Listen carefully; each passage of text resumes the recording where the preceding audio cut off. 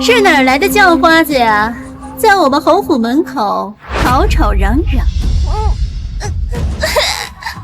秦姨娘，求求你救救我娘！求求你救救我娘！求求你救救姨娘！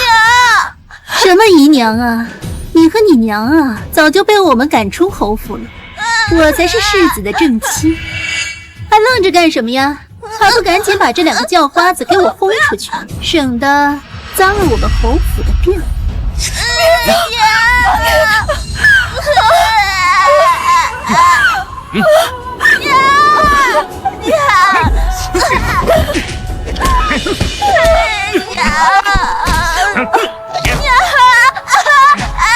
快去放开我娘！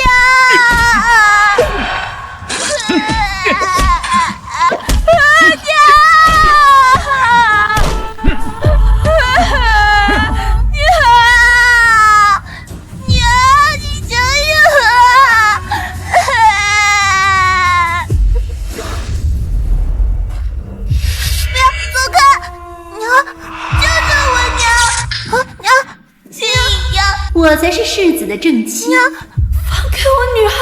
还不赶紧把这两个叫花子给我轰出去！娘，你醒醒！娘，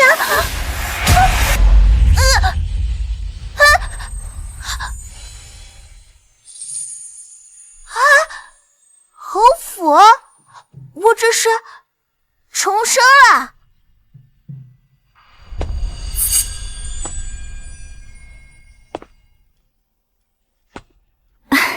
安安醒了，感觉好点没有？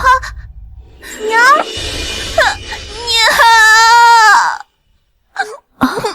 怎么了？是不是做噩梦了？不怕，有娘在呢。让娘摸摸看。好在不发烧了，你都烧了好几日，吓死娘亲了。这是我6岁发高烧的时候，我记得就是这几天，失踪1年的爹爹带着秦青青和秦家恒回来了。秦青青仗着救过渣爹当上了姨娘，还把我和娘亲赶出侯府。怎么不说话？是饿了吗？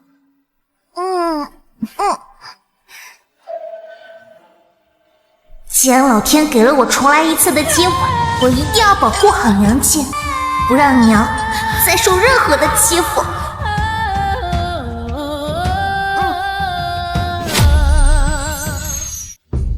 娘，儿媳给你炖的参汤，您多少吃一点儿。你拿下去吧，我没胃口。娘，就算大哥没有信儿，你也不能不吃饭呀，身子骨要紧。是啊，老夫人，为了身体，多少你还是吃点吧。祖母，安来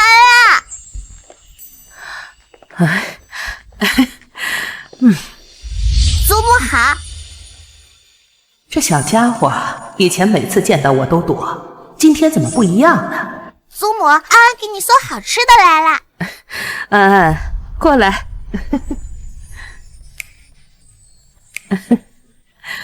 给祖母带什么好东西呀？当然是会让祖母开心的好东西啦。真的要给祖母吃这种臭乎乎、黑黢黢的东西吗？娘亲，你要相信我，祖母会喜欢的。前世我身体不好，常年卧床，娘亲为了照顾我闭门不出，导致我们母女俩在府中无依无靠。这一世，我要在渣爹带着那对孤侄回来前，给我娘找一个靠山。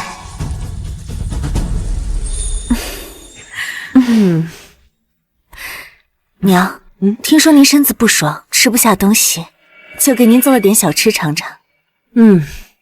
你有心了。没想到这孟氏这么有心机，平日里闭门不出，转头就带孩子来讨好老夫人。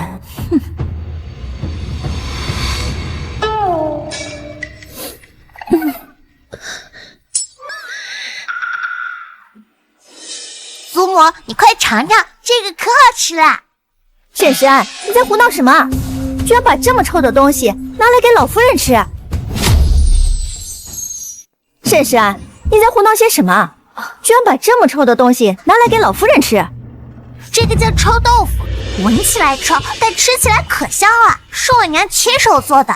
祖母，你一定会喜欢的。没人知道，出身名门的沈老夫人祖籍是潇湘人，来京城这么多年，最想念的就是臭豆腐。这是你亲手做的啊？阿也有帮忙哦。祖母，快尝尝。前世祖母虽然不喜欢我和娘亲，但是在渣爹休妻后，还是给了娘亲一些钱傍身。目前看来，她是做靠山的最好人选。哎，大嫂，不是我说你，安年纪小不懂事就算了，你怎么也这么胡闹呀？居然把这种来路不明的东西给娘吃。这个不是来路不明的东西，是我娘亲手做的。祖母，你快尝尝，真的很好吃的。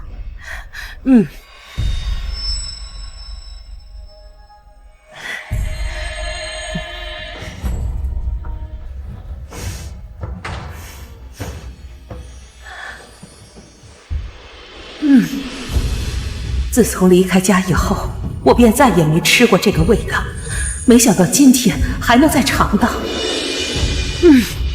味道不错。哎呀，难为你还专门学了这个。祖母，你以后要好好吃饭，照顾好自己的身体，要不然我和娘该担心了。你这个小家伙，居然还管到祖母的头上来了。哎呀，娘，我这参汤呀炖了足足3个时辰呢，来，您快尝尝。我已经吃过东西了，这个就放这儿吧。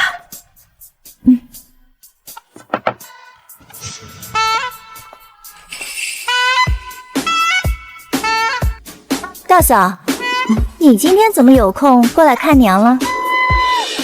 前些日子安安生病，哭着闹着要找祖母，这些天她病刚好，催着赶着要见祖母。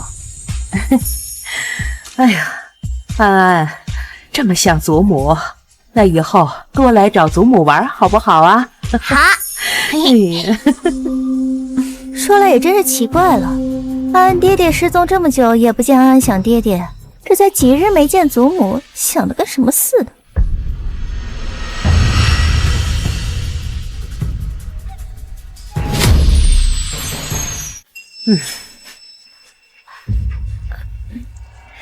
娘，我也是一时口快，您别生气啊。不会说话就别说，侯府不缺到处传话的。祖母，爹爹那么久没回来，是不是因为不喜欢安安，所以不想要安安了？是不是因为外面的小孩子比安安乖巧懂事，所以他去给别的小孩子当爹爹了？哎呀，不会的，不会的，你爹爹怎么会不喜欢你呢？他不可能做别人家孩子的爹。安安，别害怕啊。怎么不可能？上一世渣爹不仅给秦家河当了爹，还让他做了侯府的世子。不过这一世，秦家河再想当世子，可没那么容易了。娘，我说话虽然不中听，可也是事实啊。您想一想，玉北失踪1年多了，生不见人，死不见尸的，也不知道具体情况怎么样了。兴许早就……哎，娘，我说这些话都是为了咱们侯府好呀。这玉北要是一直不回来，世子之位就一直空着嘛，那咱们侯府以后可怎么办呀？祖母，你别担心，爹爹很快就会回来的。真的吗？娘，你真听一个小孩子的胡言乱语啊！整个侯府上上下下花了多少人力物力，找玉北1年多了都没找到，他怎么可能突然就回来呢？安安没有胡说，安安昨晚就梦到爹爹回来了。梦到？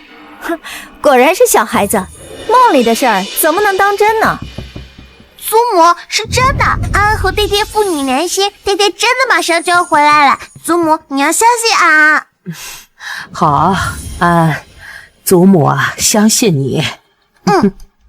娘，你怎么能听个小孩子的梦话呢？老夫人，老夫人，不好了！老夫人，不好了！哦不，是太好了！世子他回来了！啊！你说什么？你说什么？玉北回来了？是真的吗？是真的，人已经进侯府了。啊！你爹真的回来了！哎呀，你们果然父女连心，你是侯府的小福星啊！快走！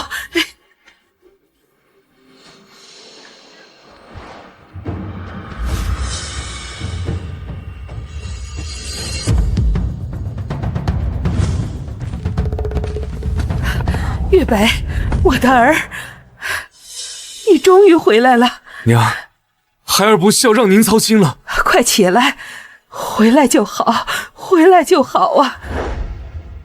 爹爹，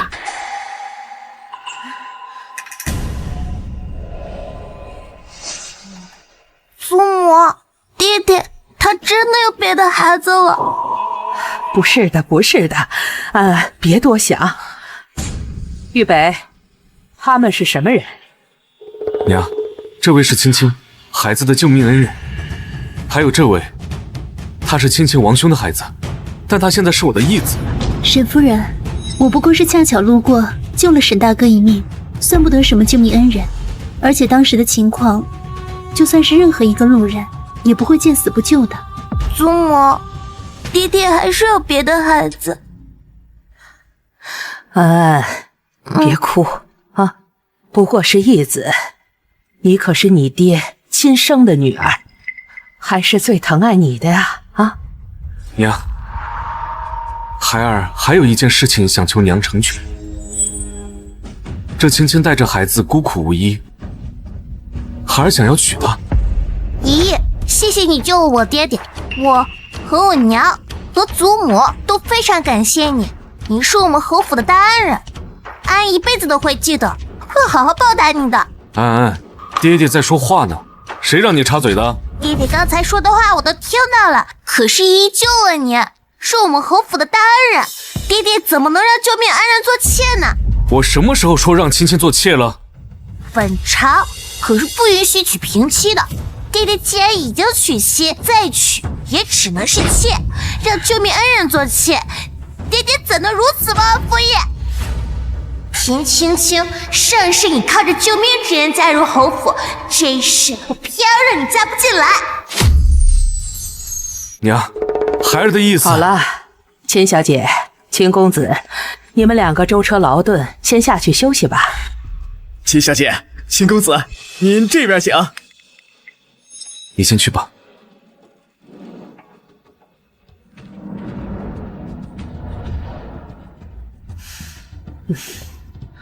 玉北，你跟我过来。哼，给我跪下！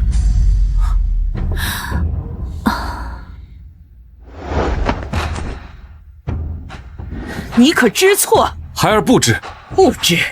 你失踪1年，侯府上下日日为你担忧，可你一回来就要停妻另娶，你对得起孟慈，对得起安安，对得起列祖列宗吗？娘，青青她是我的救命恩人，她温柔善良，这侍妾的身份简直折辱了她。不过是平妻，我又没说要休了孟氏。成何体统？认个义子罢了，这平妻你想都别想。钱嬷嬷在，请家法。今天我非要好好的教训教训这个忘恩负义、罔顾礼法的东西。30遍，给我狠狠的打，让这个浆糊脑袋清醒清醒。得罪了大少爷。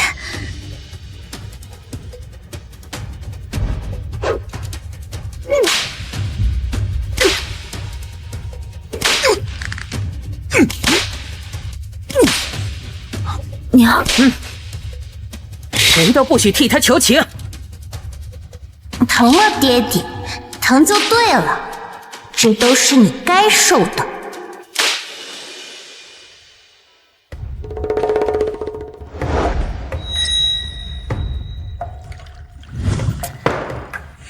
嘉禾，你不是告诉过我，那个沈世安从小就体弱多病，在侯府不受待见的吗？现在好了，他今天说话怎能如此大胆，还阻挠了沈玉北娶我。书里说，沈母一开始就不喜欢孟慈，对沈世安更是如此。现在怎么完全不一样了？这个沈世安也完全不一样。姑母，你要沉得住气。说到底，这侯府当家还是老侯爷。待我拿下老侯爷，你这世子妃的身份不就手到擒来了？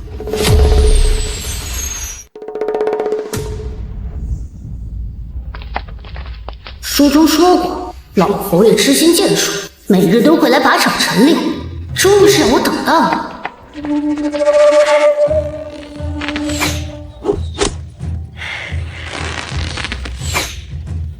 好剑法！哈哈哈哈！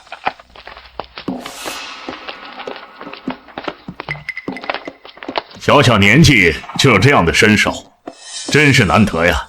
见过侯爷，晚辈不知您在此，贸然闯入靶场，还请您恕罪。无妨。你是跟人谁学的射术啊？你小小年纪能有这般准头，实属难得呀！侯爷谬赞，我只是跟着我的祖父学过一些。哦，祖父去世后，偶尔会自己练练。正是，我一直以为秦家家母子讨好的是老夫人，没想到他们真正的目标是老侯爷。哦，原来是这样，你倒是个好苗子，你再给我射上几箭，让我看一下你真实的水平。这如何？晚辈技艺粗浅，怕在侯爷面前献丑。无妨，你尽管射就是，我也可以给你指点一下。那就要多谢侯爷了。祖父，嘉禾哥哥，你们这是在射箭吗？我也要来。这就是玉北的女儿安安，小时候一步三咳嗽闭门不出，现在瞧着倒是比先前精神多了。你就是安安吧？祖父怎么不知道你还会射箭呢？我是跟祖父学的。哦，祖父什么时候还教过你射箭？祖父什么时候还教过你射箭？我之前偷看您在后院练剑，您拉弓的样子可威风了。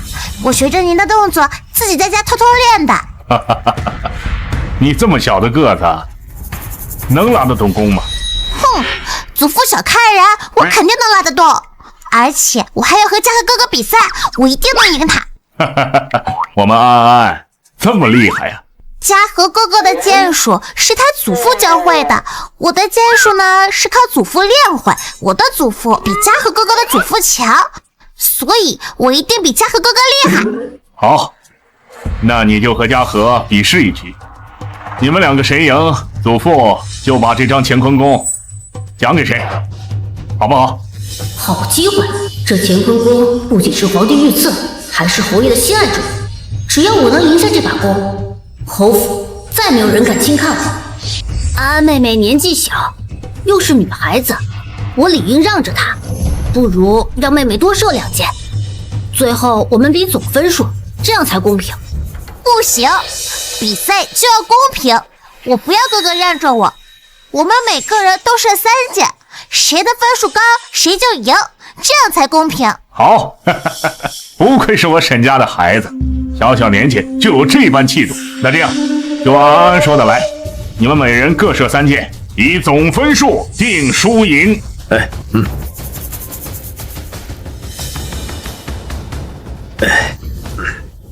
射箭比试，各射3箭，以总分数定胜负。比试开始。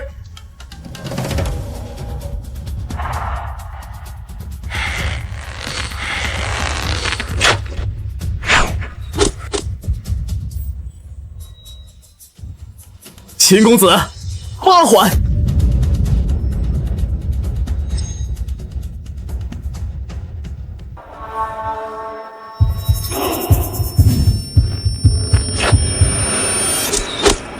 小小姐，5环。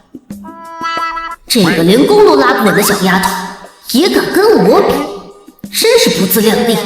安安，没关系，你还太小，这张弓也不适合你。日后祖父找一张小弓再好好教你。妹妹，不如你多射一箭。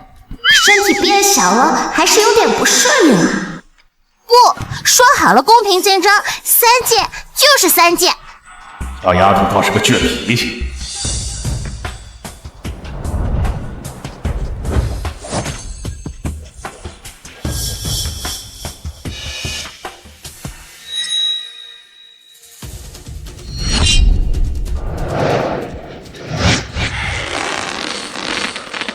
等等，姿势竟和我有几分相似，而且调整的更适合她的身高。这孩子只是看我射箭，就有这样成效。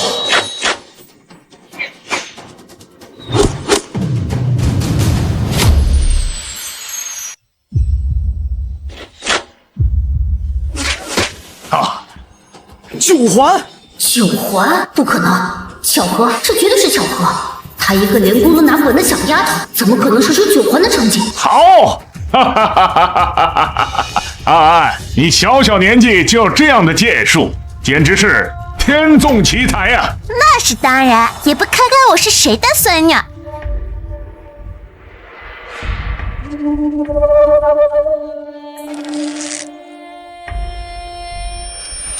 秦公子，6环。定力不足，心态不稳，到底还是个孩子。哼，一个小丫头能有多厉害？刚才那个9环一定是碰巧。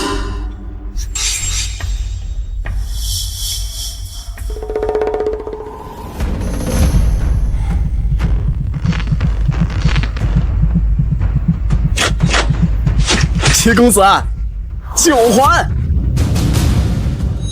除非你最后一箭能射出10环，否则这乾坤弓我势在必得。居然这么快就稳住了心态，这个孩子也不一般呐，射得好。你有这样的天赋，乾坤弓到你手里倒也合适。侥幸而已，妹妹也很厉害，以后多练习也不一定比我差。祖父，我还没射呢，乾坤弓还不一定是他的。安安呐，你如果想赢，这一箭一定要正中靶心，你能做到吗？可以的。好，那就射。安安妹妹，你小小年纪，偶尔能射出一个9环，已经很厉害了，不用为了出风头说大话。哥哥，你要是不信的话，不如和安安打个赌。要是我正中靶心的话，你要承认我比你更厉害，而且要给我当大马骑一圈。怎么，哥哥，你这是不敢吗？难不成是怕输？谁怕了？赌就赌。好啊，这可是哥哥说的。祖父，你也听到了，你要给我们俩作证。好，祖父给你们作证。哼，年纪不大，口气倒是不小，我就不信你真能射中靶心。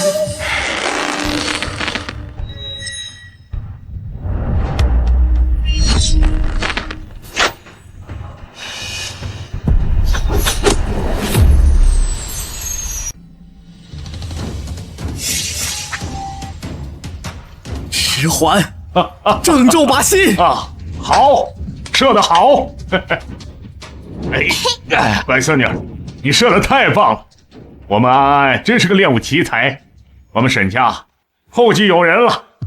这小丫头居然真的射中靶心，怎么可能？她明明之前连弓都拉不稳。恭喜妹妹，妹妹小小年纪就有这样的能力，当真是奇才。祖父，乾坤弓是安安的了。那当然了，除了我家安安，谁还配得起这乾坤弓啊？哎，哥哥，安安可是正中靶心，哥哥输了，输的人要怎么样？当大马。愿赌服输，哥哥你可不能赖账。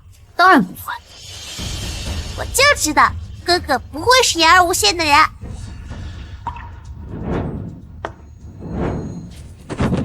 沈时安，今日我受到的屈辱，有朝一日我一定会百倍千倍让你偿还。哥哥，你是在做什么呀？哥哥，你可是客人，哪有让客人当大马的？安安给你开个玩笑。哥哥，你怎么还当真啊？妹妹还真是幽默。你刚才答应的赌约也要说话算话哦。虽然不用当大马，但是你得承认我比你厉害。那是自然，妹妹剑术超群，我自愧不如。能力强却不傲气，懂礼貌还知进退，真不愧是我的好孙女。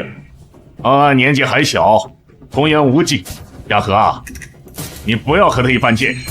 祖父，安安赢了比赛，可不可以去带安安骑真正的大马？当然，祖父这就去带你骑真正的大马。走。本想借这个机会让老佛爷对我刮目相看，没想到被这个小丫头抢了风头，还让我丢尽脸面。沈时安，这个账我记住了，总有一天我会让你加倍偿还。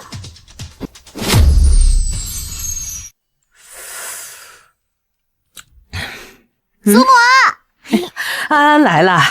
哎呀，怎么弄得满身汗呢？我和爷爷在后院练剑，我郑州把心2次呢。哟，好，好，好，不愧是我们侯府的女儿。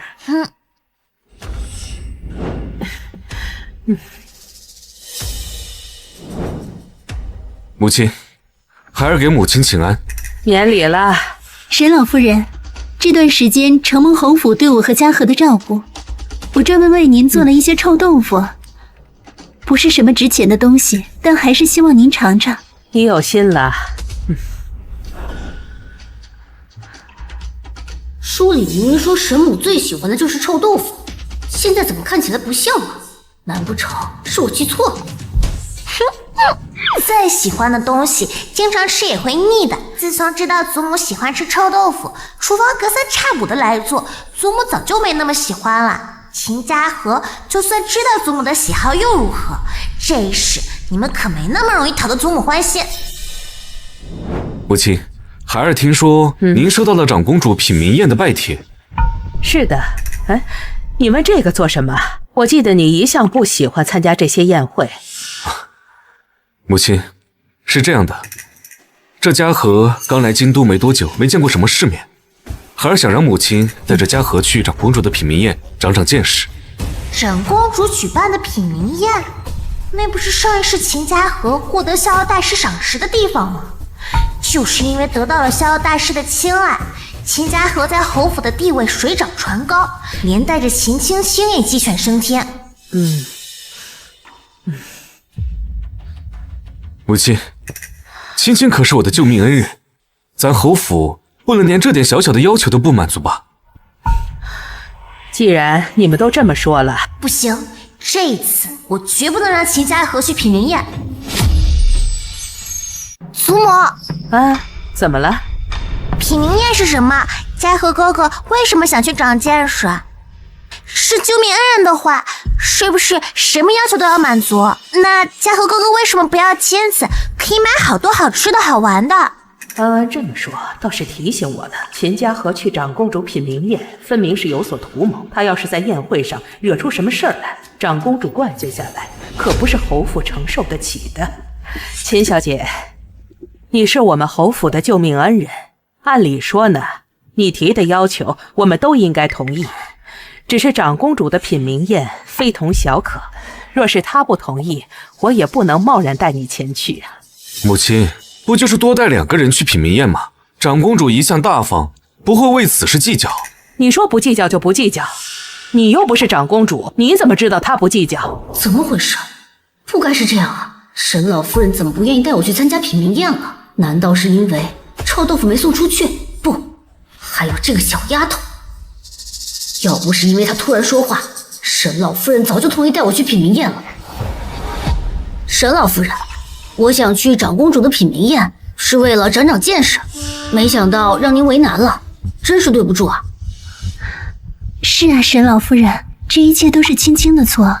青青自知身份不配去长公主的宴席，却还是贸然的提出要求。你可千万别因为我和玉北哥哥起了争执，那青青才是难辞其咎啊。青青，你别这么说。母亲，这不过就是一件小小的事情而已，您何必这么为难他们呢？你这是说的什么话？我不过是不想带他们去宴会，就是为难他们了。长公主的拜帖是给侯府的，他们与侯府无亲无故，本来就没有资格去。祖母，那安安可以去吗？当然了，你是侯府的嫡长女，当然有资格去啊。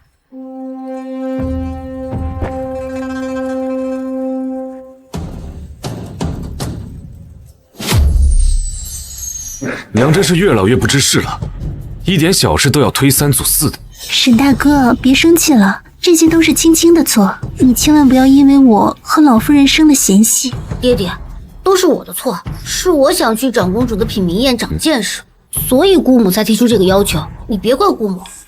好孩子，我怎么会怪你姑母呢？青青，没关系的，我再去找长公主要张请帖就好。你是我的救命恩人，不过是想参加个宴会，这没什么好为难的。还是算了吧，沈大哥，要是让老夫人觉得我嫌图报就不好了。再说了，我当时救你的时候也没想过要你报答。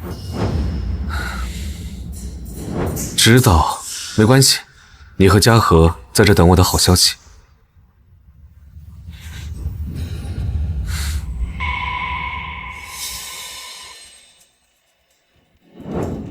嘉禾，你说那个什么长公主的品茗宴，真有那么重要吗？值得我们花这么大的劲儿？当然重要，姑母，我得到消息，逍遥大师在这场宴会上收徒。是那个三朝帝师的逍遥大师吗？没错，只要我得了逍遥大师的青睐，到时候整个侯府只有捧着我的份儿。啊哦，沈世子，你也来了，想必这位便是你的义子了，果然是龙章凤姿。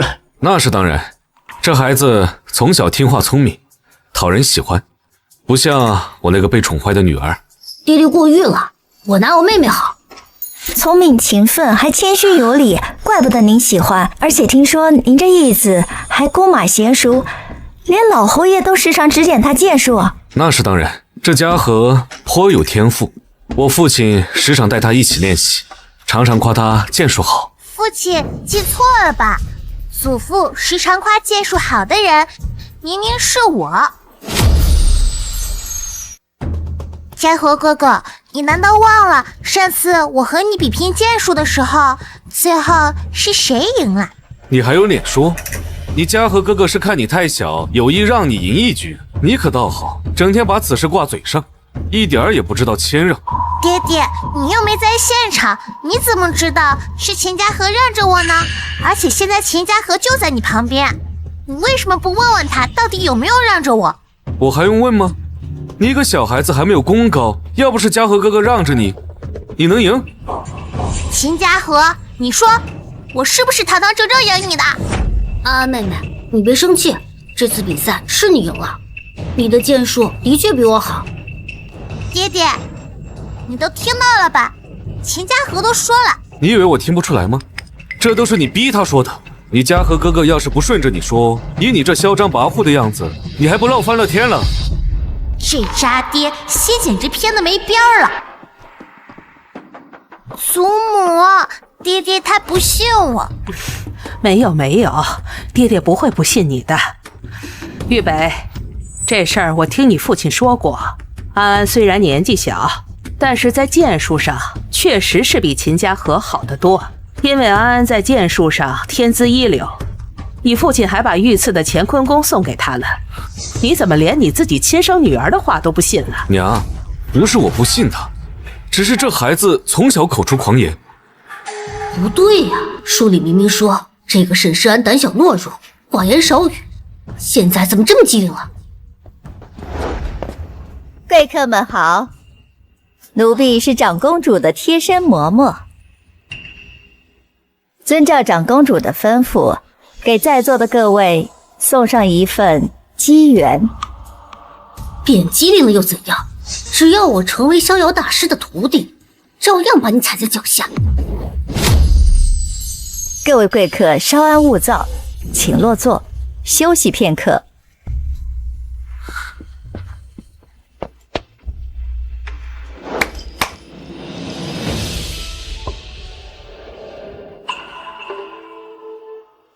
这群是逍遥大师的探云溪，好眼力！这正是逍遥大师的名琴探云溪。大师苦心钻研琴技多年，如今一身衣钵无人继承。今日这品茗宴也是逍遥大师特意嘱托长公主所举办，为的就是在众多才俊中挑选出一位合适的继承人。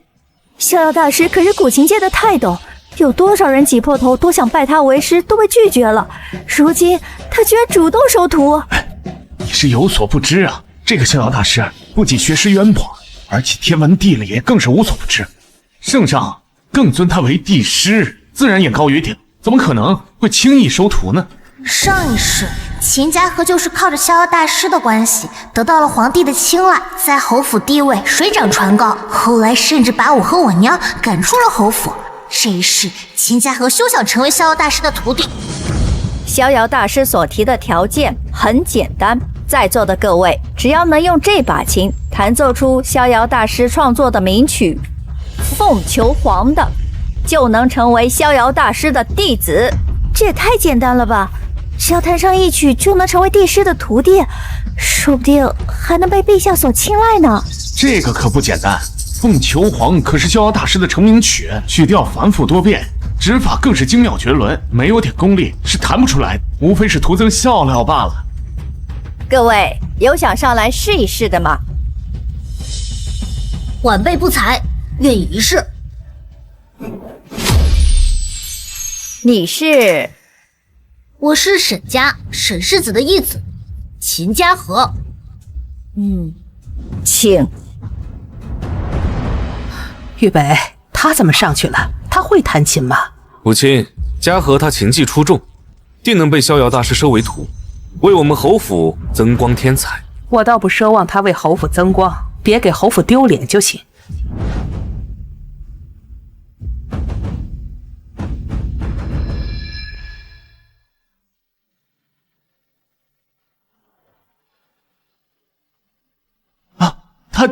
他真的弹出凤求凰来了。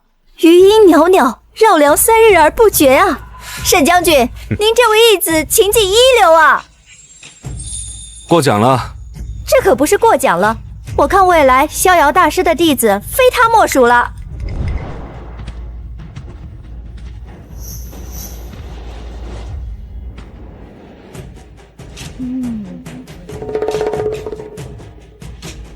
弹得不错，有天分，怪不得敢上台呀。你说为侯府争光，倒说的没错。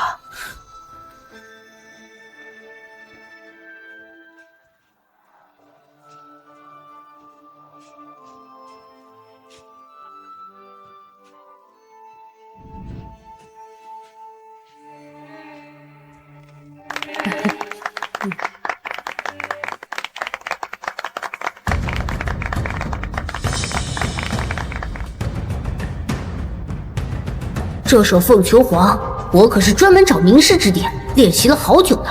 逍遥大师弟子的位置，我势在必得。这孩子弹的韵味不足，可这指法尚可呀。倒是难得从你嘴里听到一句夸赞。是我要求太高了，我看这世上是没有人能把《凤求凰》完美的弹下来。这孩子的天资尚可，如果我收他为徒，悉心教导，假以时日，或许能成。这是我的玉佩，送给那个弹琴的孩子，我收他为徒了。除了逍遥大师之外，我再也没有听过如此奇妙的音律了。就是弹得太好了，此曲只应天上有，人间难得几回闻呐。秦公子，逍遥大师觉得您琴技出众，愿意收您为徒，这是信物，请您收下。多谢逍遥大师。弹得这么差，也能当逍遥大师的弟子吗？沈世安，你在胡说什么呢？安安妹妹，你没弹过琴，不知道其中的关窍，以后哥哥再慢慢教你。我不用你教，我会弹琴，而且弹得比你好多了。安安妹妹，我知道你是嫉妒我得了逍遥大师的玉佩，才故意贬低我的。可你这样不懂装懂，只会惹人厌烦，还会给侯府丢脸。沈世安，连逍遥大师都说嘉禾哥哥琴技出众，你还在这里贬低他，真是小肚鸡肠。就是，这位小公子琴技连逍遥大师都赞赏，要不然也不会收他为徒。小姑娘，你口出狂言，莫不是觉得逍遥大师说错了？小孩子不懂事儿，干嘛这么计较呢？你根本不懂琴，不要再说了。祖母，可他弹的是不行啊。凤求凰这首曲子，如果真弹得好的话，是可以吸引百鸟来巢的。可是他弹得死气沉沉，一只鸟儿都没有吸引到，难道就不能证明他弹得不行吗？什么百鸟来巢？这只是传说而已，根本就不是真的。小姑娘，看来是神话故事听多了，怎么可能弹琴会引来百鸟来巢呢？就是小孩子嘛，还什么都不懂呢，连传说和现实都分不清，闹了笑话，快坐下吧。哎呀，好了，安安，别闹了，快坐下。可是祖母，我没有闹啊！祖母，你要是不信的话，安安可以去弹。安安弹凤求凰的话，是可以吸引百鸟来巢的。这丫头倒是有趣大胆，竟然说自己能够引来百鸟来巢。好玩，太好玩了！老夫很久没见过这种有趣的人了。沈石安，你也不看看，这是你胡说八道的地方吗？我没有胡说，爹爹，您若是不信的话，我上去弹一曲，不就知道了吗？哼，不许弹！什么迎来百鸟来巢？你是嫌丢侯府的脸还没丢够是吗？让他弹。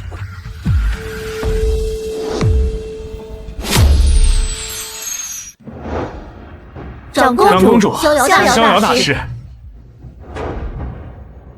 大师，我这女儿不服管教，喜欢胡说八道，还请大师别放在心上，她根本就不会弹琴。我会弹琴，爹爹好久都没回家了，什么都不知道。你胡说什么？你什么时候会弹的琴？我说我会射箭，爹爹不信。我说我会弹琴，爹爹也不信。难道在爹爹眼里，就只许秦家河什么都会，样样都比我强吗？小小年纪口无遮拦，难道世子妃就是这么教你的？不劳父亲费心了，我娘把我教养极好，她还教了我很多，想等父亲您回来给您看。可您回来之后，眼中就只有秦青青和秦家河，根本就没有我和娘亲，自然什么都不知道。我怎么瞧着沈世子相比于自己的亲生女儿，更爱那个义子？哼，你是有所不知啊，他义子是他救命恩人的侄子。听说他那个救命恩人长得可是如花似玉，性情贤淑，沈公子肯定是英雄难过美人关呢。他俩要是没什么，谁信呢？怪不得对义子比对自己亲生女儿还好，原来呀是看上人家姑母了。是祖母没有考虑周全。爹爹，安安妹妹想弹，就让她弹吧。反正我成了逍遥大师的弟子，已经给侯府挣足了脸面，她丢一点没关系的。嘉禾，还是你听话懂事啊。沈石安越丢脸，越能对比出我的出色。两相对比之下，侯府更看重谁？这不是显而易见的吗？逍遥大师，若是我能吸引到百鸟来巢的话，是不是证明我比嘉禾哥哥厉害？您给我的礼物也会比嘉禾哥哥更多呢？你可以弹，你要弹好了，我给你的礼物，那绝对是这个。好，那一言为定啊。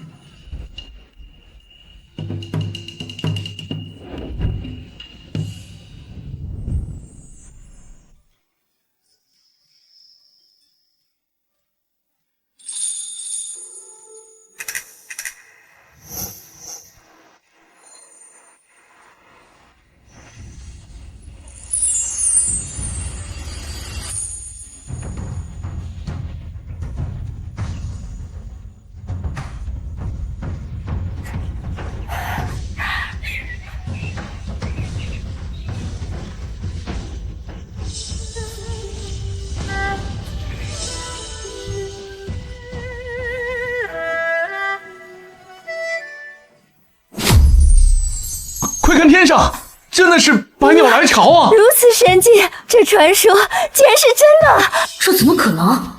书里明明没有这些情节，他怎么会弹得比我还好？好，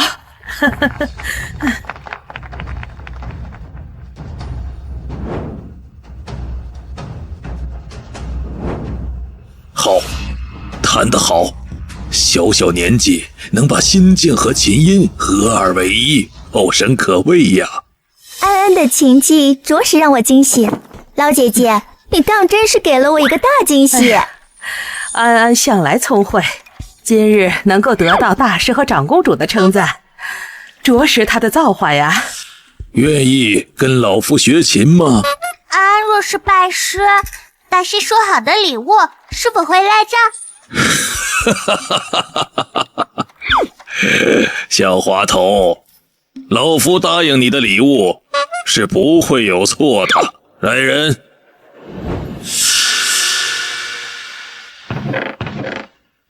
你看，这是老夫云游四海弄来的新奇玩意儿，今天全都赠给你。这可是西域的红玛瑙，南海的珍珠，东海的珊瑚，这个个都价值连城啊！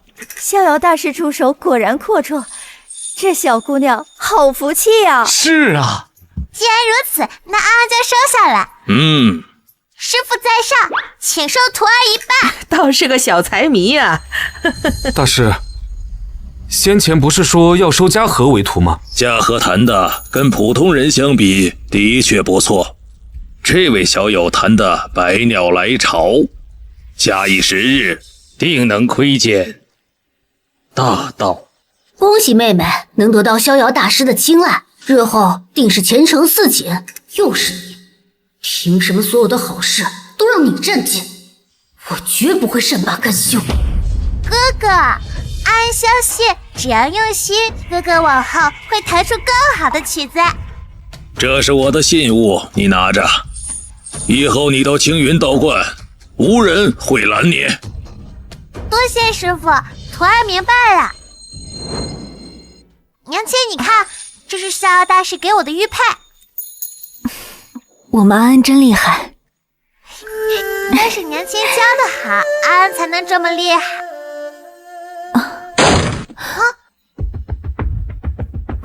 夫君你看，这是咱们安安得了逍遥大师的青睐呢。沈世安，你好大的本事啊！多谢弟弟称赞，我能得到逍遥大师的青睐，本事自然不小。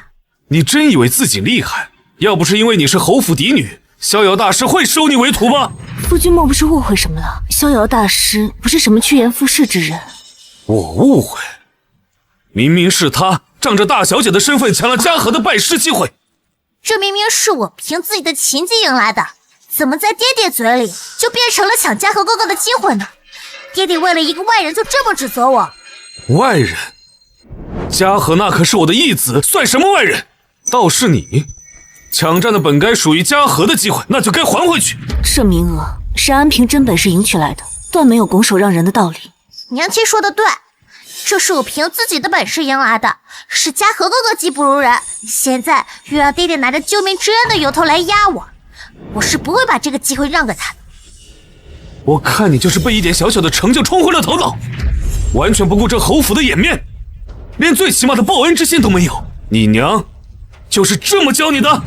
娘教我非其有而取之，不可以，不是自己的东西却去拿，这是不可能的。这道理安安都懂，难不成爹爹还不如安安？娘还曾教过我，君子求诸己，小人求诸人，只有小人才会将问题归咎于他人。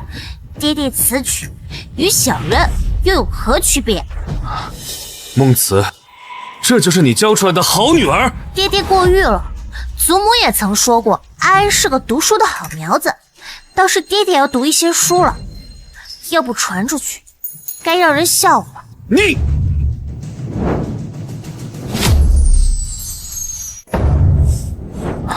安安还小，说话直接，但他也是凭真本事赢取来的。你若要打，便打我好了。你简直是冥顽不灵！哼！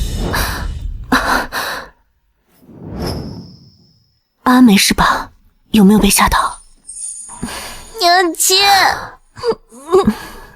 爹爹没有不喜欢安安，只是爹爹刚回家，还和安安不熟悉。况且他心里还记得秦小姐的救命之恩呢，一时糊涂罢了。等再过些日子，爹爹跟安安熟悉了，自然就会知道安安的好了。到时候肯定会疼安安的。我们安安这么乖，没有人会不喜欢的。看样子娘亲还爱着爹爹，那我就要好好努力，让他们二人重归于好。那娘亲，我们明天一起做爹爹最爱吃的银耳糕和桂花糕给他送去，这样他就会知道安安和娘亲有多想他了。好，都听我们安安的。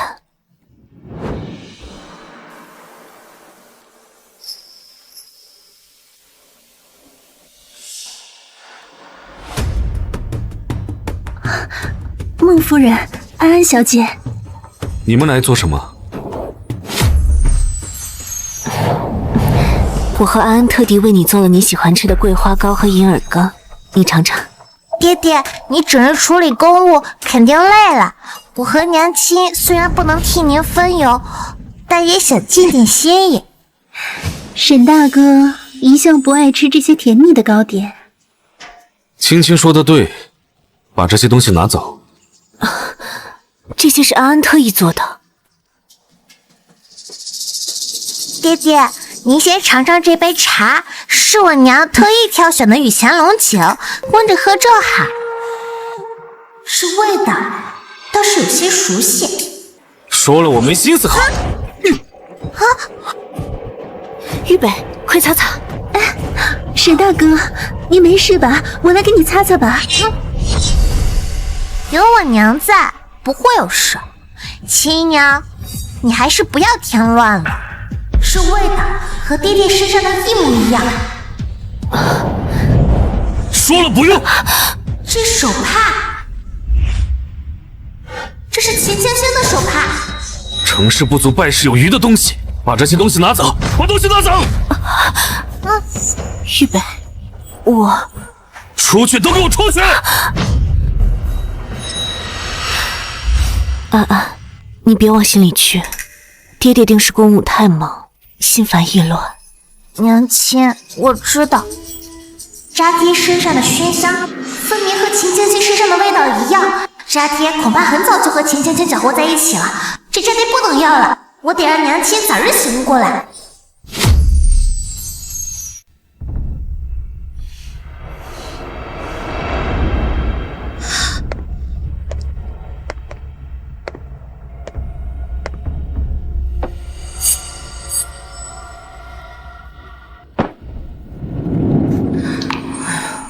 安安来了。祖母，你怎么了？是不是哪里不舒服？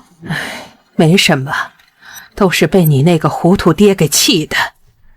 娘亲说了，头疼的时候按这里会轻松些，我力道轻，不会弄疼您的。祖母，你要不也试试？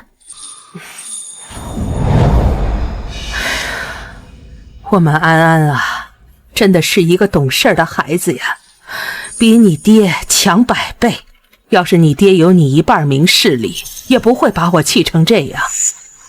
爹爹，难道又惹祖母生气了？他何止是惹我生气呀，他竟然让我去跟逍遥大师开口，要让逍遥大师一定收秦家河为徒。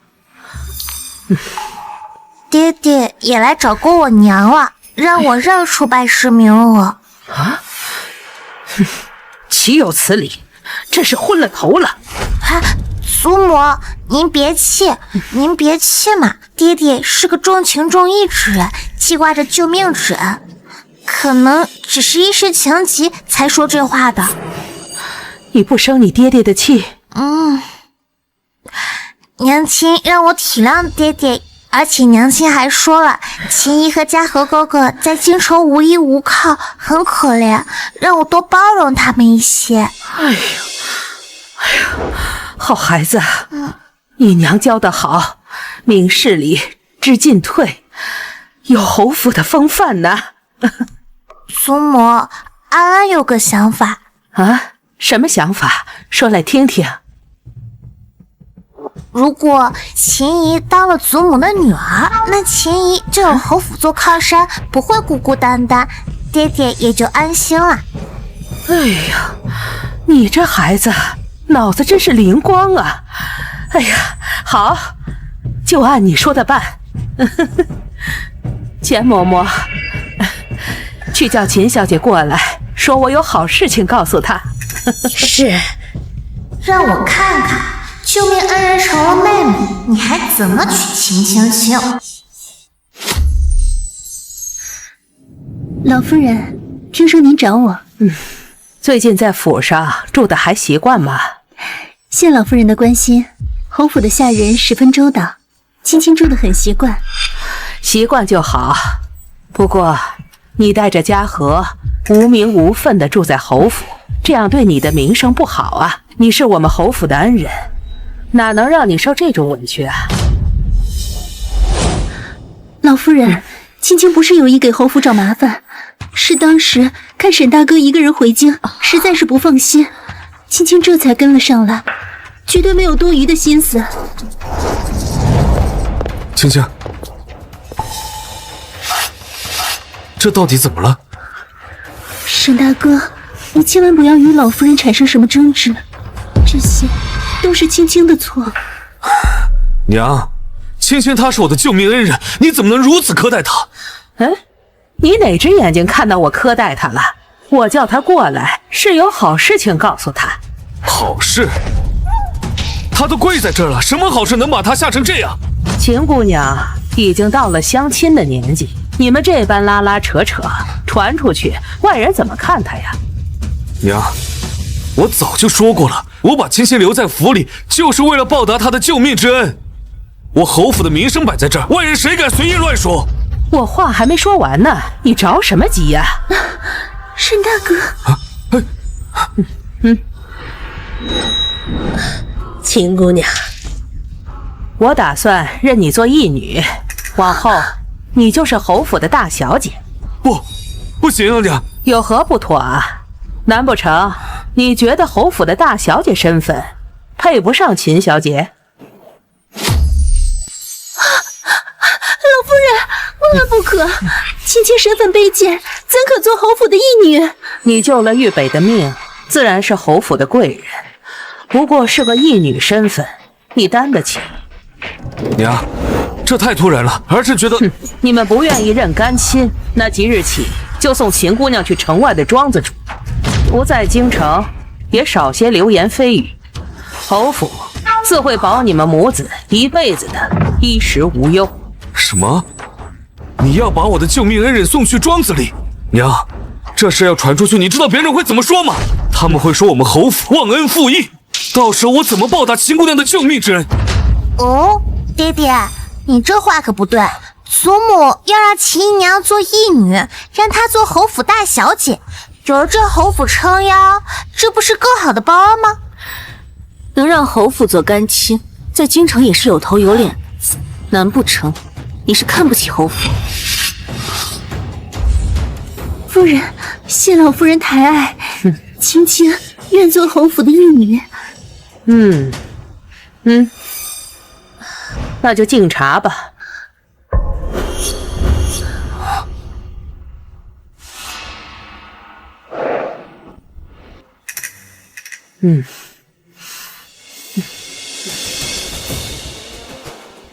娘。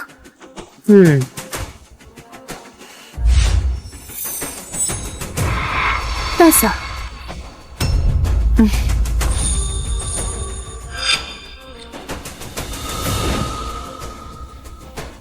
以后有侯府给你撑腰，定不会让人欺负了你。嫂子日后给你找一门好亲事，风风光光的嫁出去。兄长。青青，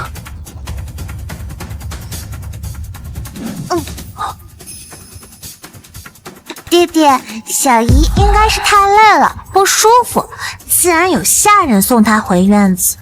您现在上前传出去，该让别人说小姨不懂规矩了。您作为兄长，还是应该避嫌好呀。安安说的在理，豫北，你得多加注意，时间不早了，都散了吧。青青，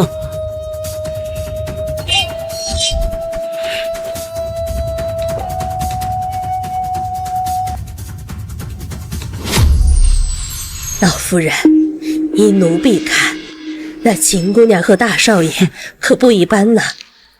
刚才护着她的样子，着实让人扎眼。我岂会不知？就算安安不提，认亲的事情，我也早有打算。老夫人，你也看出来，一个想攀高枝的狐妹子，我见多了。左右她救过豫北的命，抬进屋里做个妾也不是不行。只是豫北太过于痴迷于她，一个带着孩子的农家女做平妻，让外人该如何看我们侯府啊？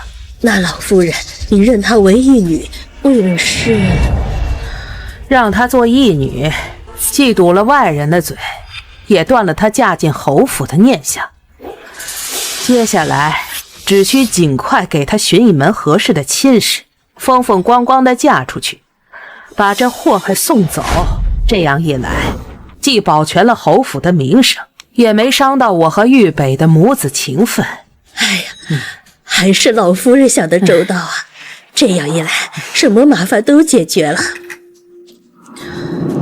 但愿豫北能够早点明白，别再被那个女人迷了心智。大少爷一贯都是懂事的孩子，他一定能明白您的良苦用心的。找人把侯府在为义女秦青青寻亲这件事情传出去，就说我极为的重视，出嫁时按侯府大小姐规格办，嫁妆足足有30担。老夫人您放心，我这就去办。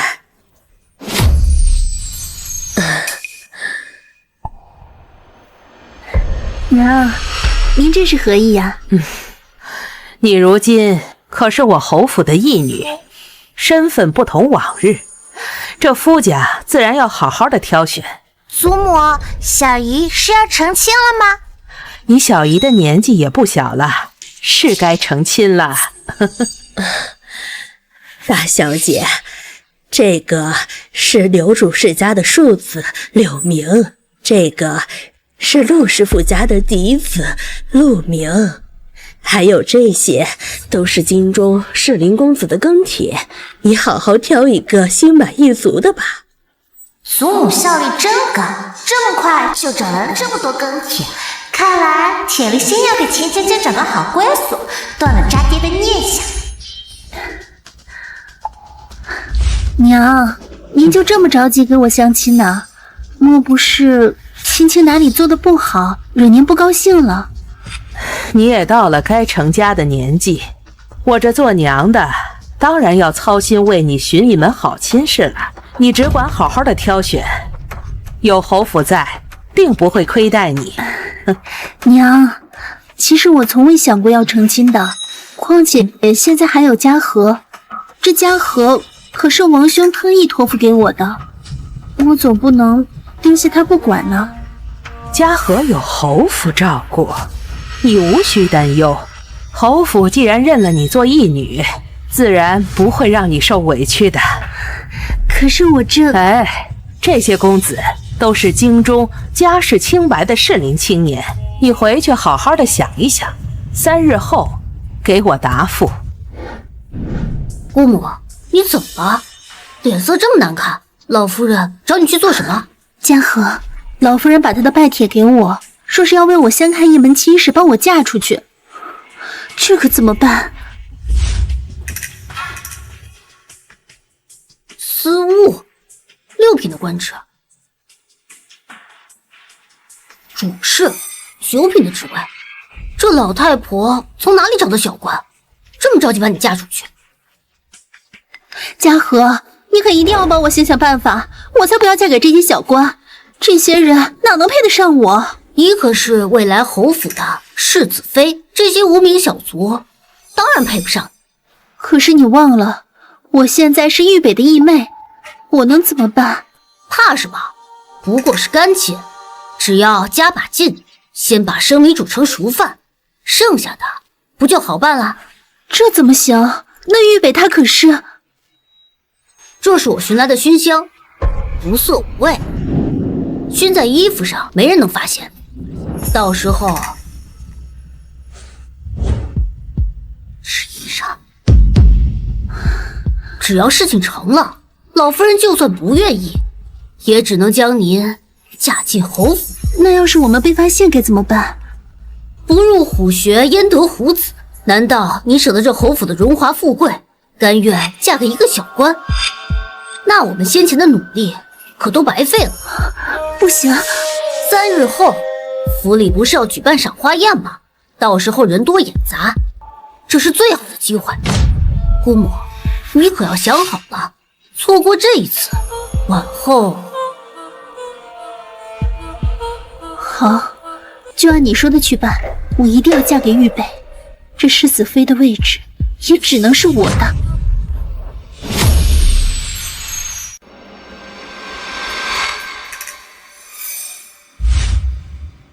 姑母，时候不早了，可别错过机会。这要是被发现该怎么办？富贵险中求，要是真能如愿嫁进去，以后你在侯府才能真正站稳脚跟。只有秦青青嫁进侯府，一切才能回归正轨，我才能凭借这份关系向上走，把之前失去的机缘统统找回来。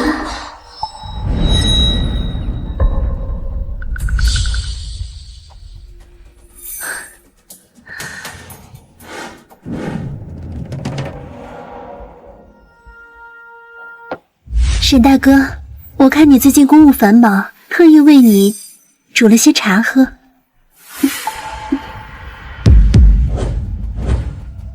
不必了，往后这些小事就让下人处理就好了。沈郎，沈郎，青青，你这是做什么呀？我们现在是在侯府，你如今又是我的义妹，这堂上别人看见……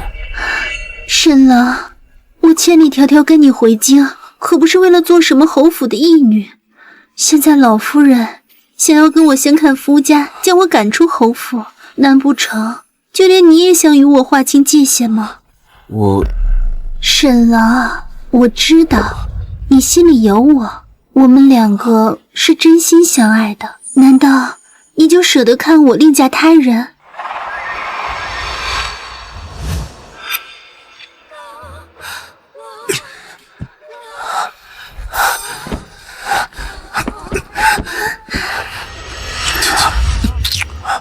你好香。只要事情成了，我就能成为世子妃。沈郎，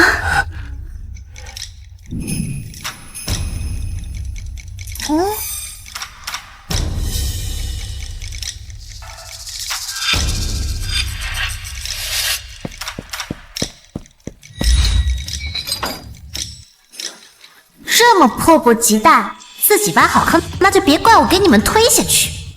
哼！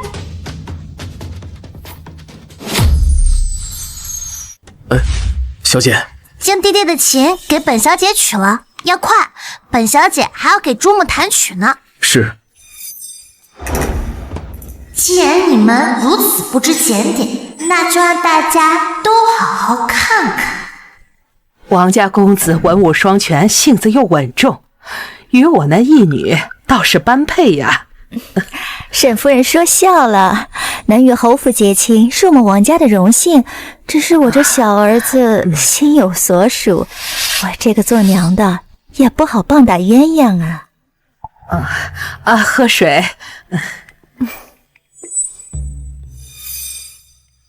去找找秦青青，今日来了这么多人，莫要让他做出什么出格的事儿。放心吧。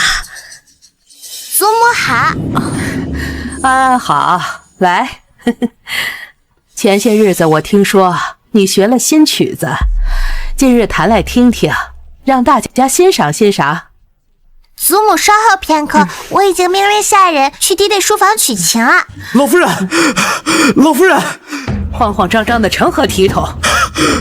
老夫人，我刚刚去世子的书房取旗，门打不开，发现书房里有搬动东西的声音，小子担心进贼了，特意来禀报。爹的书房里有许多重要的机密文件，若是被贼人盗走，那可就糟了。快去看看怎么回事，别真让贼人盗走了重要的东西。是。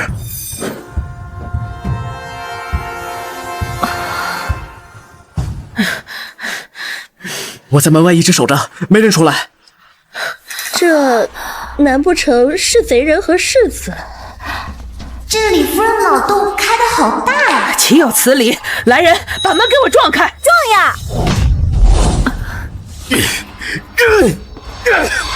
哎呀！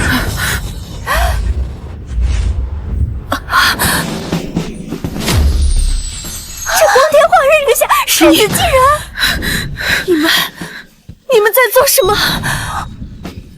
让我看看这渣爹和这狐狸精，这次我娘可是亲眼看见了，定不能再原谅渣爹。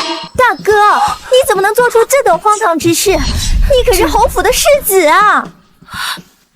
你糊涂啊！她可是你的义妹，你怎么能做出如此糊涂之事呢？娘，这事不能怪青青，我一直心悦青青，这都是我逼她的，这不是她的错。娘，事已至此，我不能让青青受委屈，我要娶她，求娘允许。成全你？你做出这种事儿，还有脸求成全？你们二人两情相悦，那我呢？我算什么？你我之间不过媒妁之言，毫无感情。青青才是我的此生挚爱，如今我心意已决，非青青不娶。夫人，娘！哎呀，夫人你怎么了？夫人，娘！终究还是没有拦住，竟然闹成这个样子。阿慈怎么样了？回老夫人，郎中已经瞧过了，少夫人是悲伤过度晕过去了，现在已经醒过来了，就是精神很不好。罢了，既然醒了，喊她过来一趟吧。是，夫人。阿慈啊，今日书房的事儿你也看到了，玉北他糊涂啊，可他毕竟是世子，名声不能毁呀。本来我想收青青为义女，断了他的念想，可现在事已至此，只能退一步。您的意思是？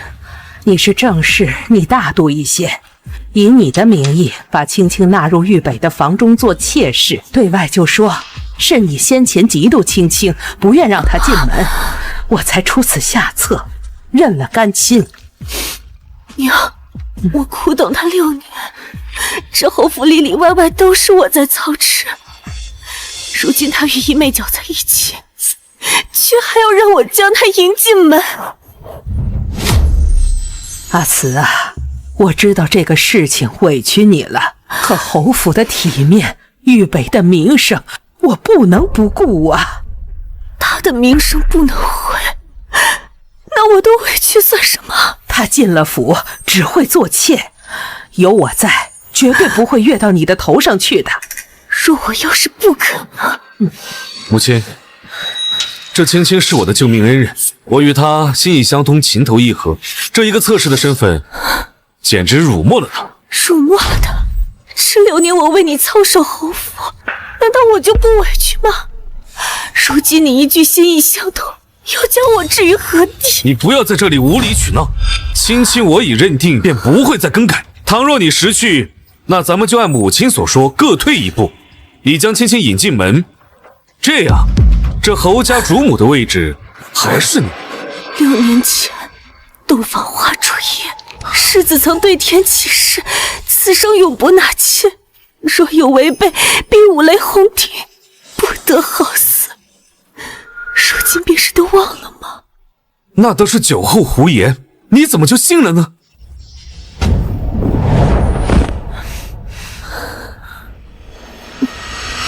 既然誓言不作数，那便请娘做主，给妾身一封和离书。孟慈，你别以为你这样就能威胁到我，告诉你，想和离，门儿都没有。和离？孟慈，你可知道和离一事会对侯府、对豫北造成多大的影响吗？请娘做主。如果你执意不肯，那我便只能以七出善都之名，替豫北做主，休了你。七出，我苦守侯府6年，到最后却换来的是善妒的罪名。我也是为你好，休书一出，你一个弃妇如何在京城立足啊？安安又该怎么办？不如顺着台阶下，还能保证正室的位置啊。我明白了，我会好好准备，将秦姑娘亲自送入豫北的房里。你能想通就好，今日你也累了，回去好好歇着吧。沈大哥，你回来了。娘有没有为难你？娘同意了，从今往后你就留在侯府，留在我身边。真的吗？那我们是不是就可以做夫妻了？娘说让你以妾室的身份进门。妾室？你不是说只要能跟我在一起，无论什么身份你都愿意啊？是啊，沈大哥，青青出身微贱，能留在你身边已经是天大的福气了。只是青青不知道这样会不会打搅了你和世子妃之间的感情，让你为难。别担心，只要有我在这儿，整个侯府都不会有人敢欺负你。安安，如果娘带你离开侯府，咱们母女俩单独生活，以后可能再也见不到爹爹和祖父祖母了，你愿意吗？娘亲，我愿意。在我心中，娘亲是最重要的。只要和娘亲在一起，在哪里都愿意。我的安安，娘亲终于对渣爹彻底心死了。不过这还不够，侯府和渣爹如此欺辱我娘，我一定要让他们一笔一笔都还回来。娘，有安安在，什么都不用怕，安安会护着你的。娘，你是不是想和爹爹和离？但是祖母没同意啊。啊，你怎么知道的？我听见你和祖母在堂屋说话了。娘亲，祖母心里最看重的，从来都是爹爹和侯府的爵位和名声，她不会真的让娘和离的。毕竟不管是休妻还是和离，都会坏了爹爹的名声，影响侯府的地位。我的安安怎么这么懂事？娘，和离的事交给安安，我一定会和娘一起堂堂正正的离开侯府，还要带上侯府的万贯家财。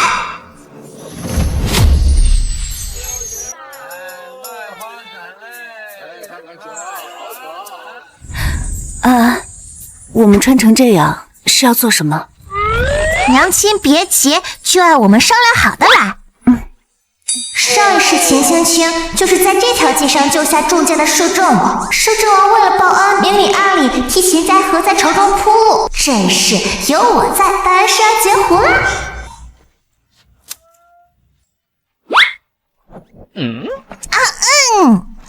算姻缘，测前程，断祸福，一卦解你心头祸，不用问来，不用猜，生辰八字报上来，吉凶祸福我帮你拆。哎，您说的是真的吗？给我算一卦。本大师今日只算有缘人，明日请早吧。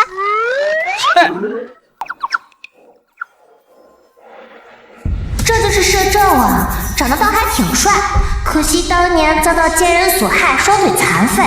上辈子三皇子谋权篡位，第一个杀的就是他，真可惜呀。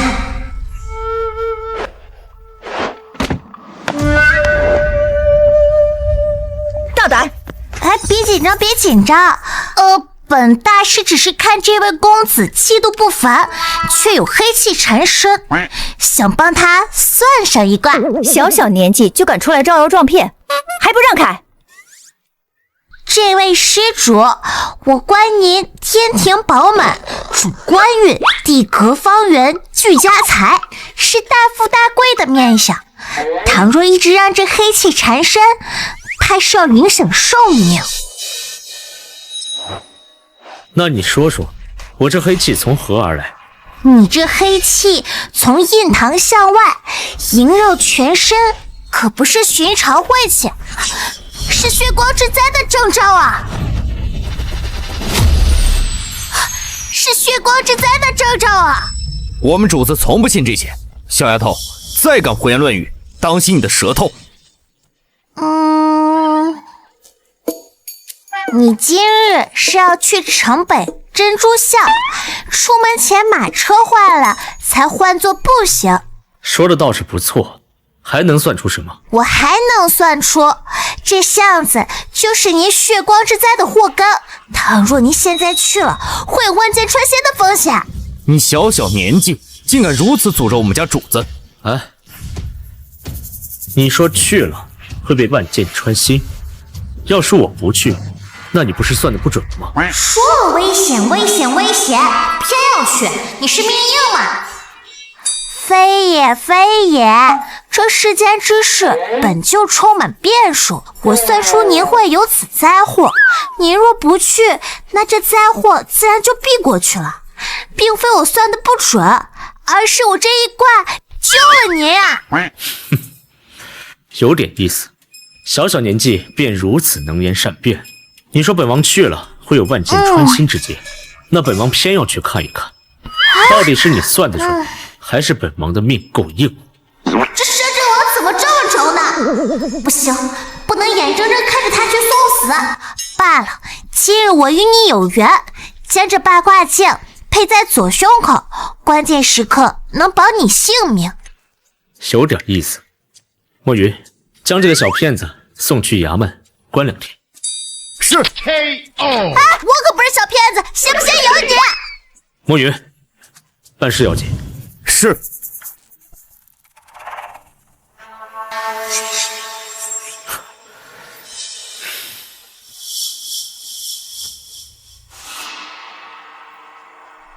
娘亲他不信我，他还说我是小骗子。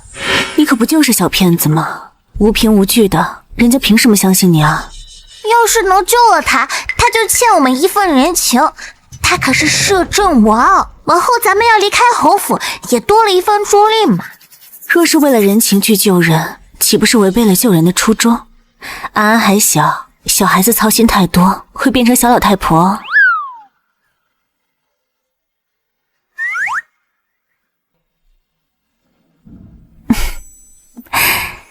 难得出来，娘亲带你去逛逛。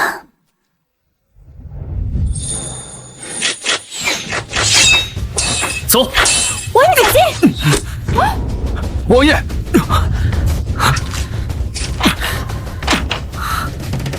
啊！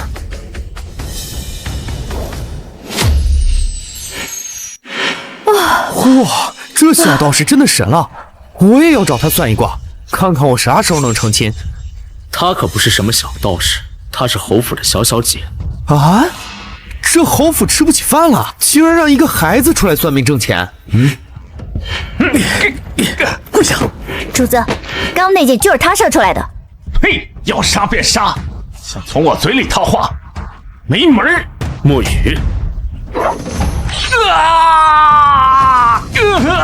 别以为这样我就会收，你就算杀了我，也休想从我嘴里得到一点消息。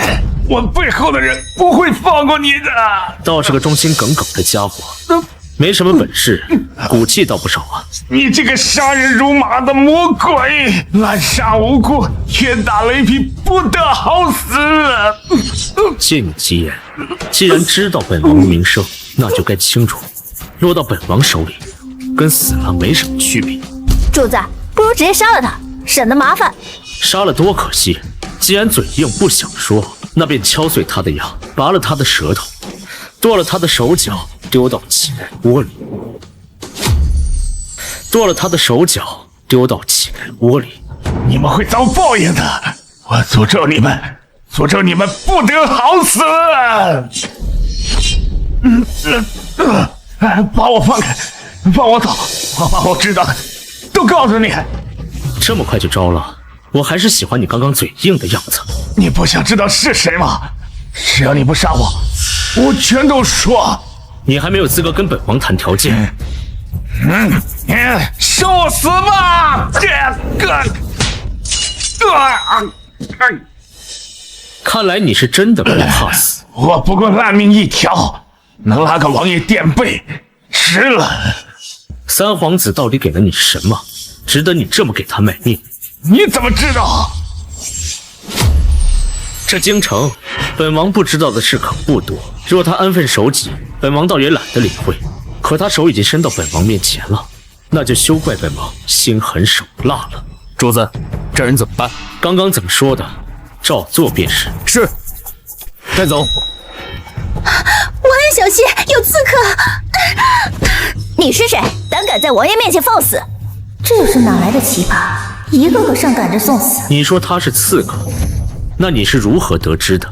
我既然说不出，那就视作同伙，一并送去大理寺，好好查查去吧。不行，我虽不知他具体身份，但他行径可疑，鬼鬼祟祟，定非善类。我也是一片好心的王爷。好心？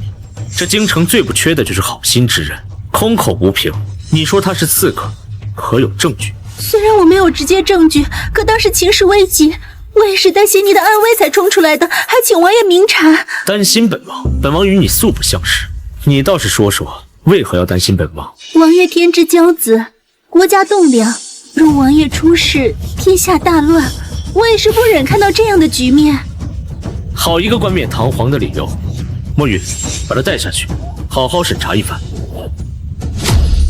墨雨，把他带下去，好好审查一番。不行，王爷，我也是一片好心，你可要相信我。本王向来只相信证据，若你真的清白，大理寺自会还你公道。你不能抓我，我是侯府的义女，是沈世子魏国门的夫人。沈世子，沈玉北，沈世子不是6年前已经娶妻生子吗？何来魏国门的夫人一说？我真的是侯府的义女。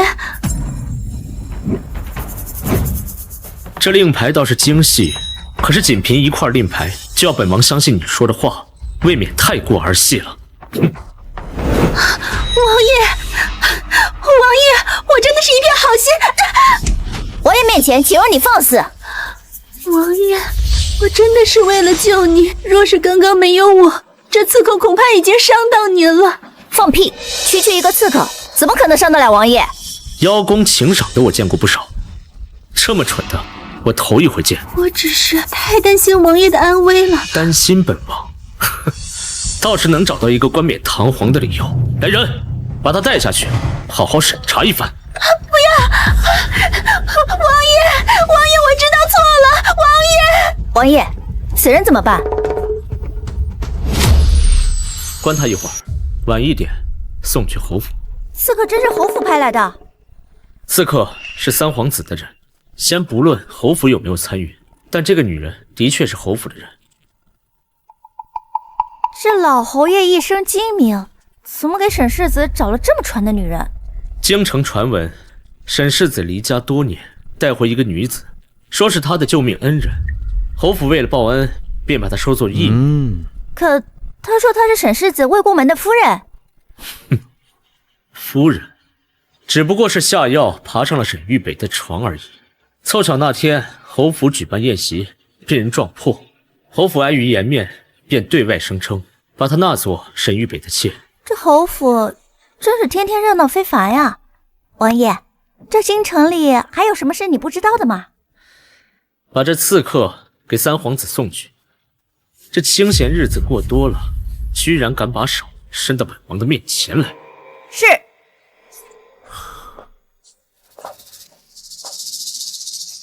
去找找那小道士。这可是王爷的贴身玉佩，王爷从来不离身的。信号弹一并送去。是。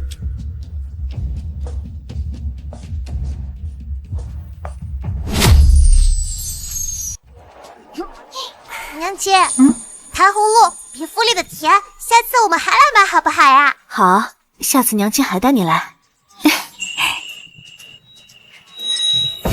沈小姐留步。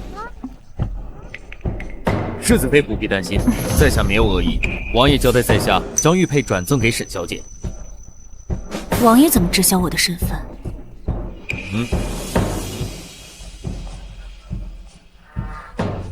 在京城还没有王爷不知道的事情。世子妃，这是王爷让我交给你的东西。如果遇到危险，就打开它，不出半刻，内宇卫军便会到达。那就替我多谢你家王爷。在下告辞。娘亲，我们成功了！多亏了我们小道士神机妙算。嘿，娘亲，你看这布做裙照肯定非常的好看，师傅肯定会喜欢的。确实好看。夫人，我们这些布啊，可都是绣坊定制的，独一份的东西。过了这村儿，那可能就没有这店了啊。确实好看，包起来吧。哎，好嘞。夫人您拿好。哎呀，安安，你拿得动吗？娘亲，你不要小看安哦，安安天天跟着祖父练剑，厉害着呢。是吗？那我们安安可是大力士呢。那以后所有的东西都要交给大力士来拿。好。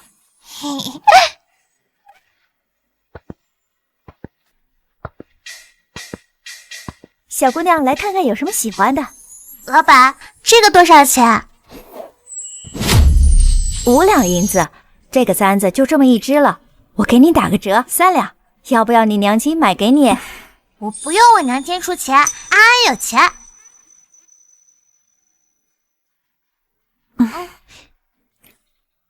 这个簪子我要了。好嘞。安安，这个簪子你戴会不会太大了？安安戴当然会戴，安安是买给娘亲的。买给我的？夫人可真是好福气，有这么贴心的女儿。那当然，我娘可是这个世界上最好的娘呢。我们安安也是世界上最好的女儿。那世界上最好的娘亲能给世界上最好的女儿买一个糖人吗？那不行，你今天已经吃过糖葫芦了。哼，娘亲小气鬼。那小气鬼娘亲下次出来带你买糖人好不好？娘亲你最好啦。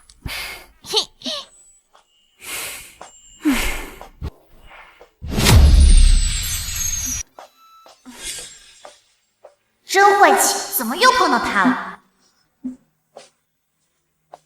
站住！都什么时候了才回来？侯府的规矩都不要了是吗？不过是带安安出去走了走，还买了一些拜师宴要用的东西，耽搁了一些时辰，算不上坏规矩。区拜师宴，让下人准备就好。堂堂侯府主母，整天抛头露面，哪有当家主母的样子？拜师宴是安安的大事，自是要重视。倒是世子这么晚了在门口拦住我，难道只是为了强调侯府的规矩？我问你，青青的彩礼筹备的怎么样了？世子何时关心起内宅的事情了？少废话！彩礼的事我自会准备，不过世子突然提起此事，是想亲自过问内宅的事，还是想提醒我该给青青姑娘多备些厚礼？你知道青青与我情投意合，你作为世子妃，理应为她准备妥当。都是按测试的规矩在备，试金首饰3套，绸缎12匹，皆是账房按例定的上等货，过2日就能入库。按例？青青她是我的救命恩人，你就用按例来应付我？我告诉你，我要的是她风风光光的进门，不是让你拿这些破烂搪塞。侯府测试的规矩摆在那儿，我没有苛待的。若是你觉得不够风光，大可以自己去账房添补，不必来指我。孟子，你就这么不想管青青的事？她可是我的救命恩人呢。世子也知道他救的是你的命，不是我的。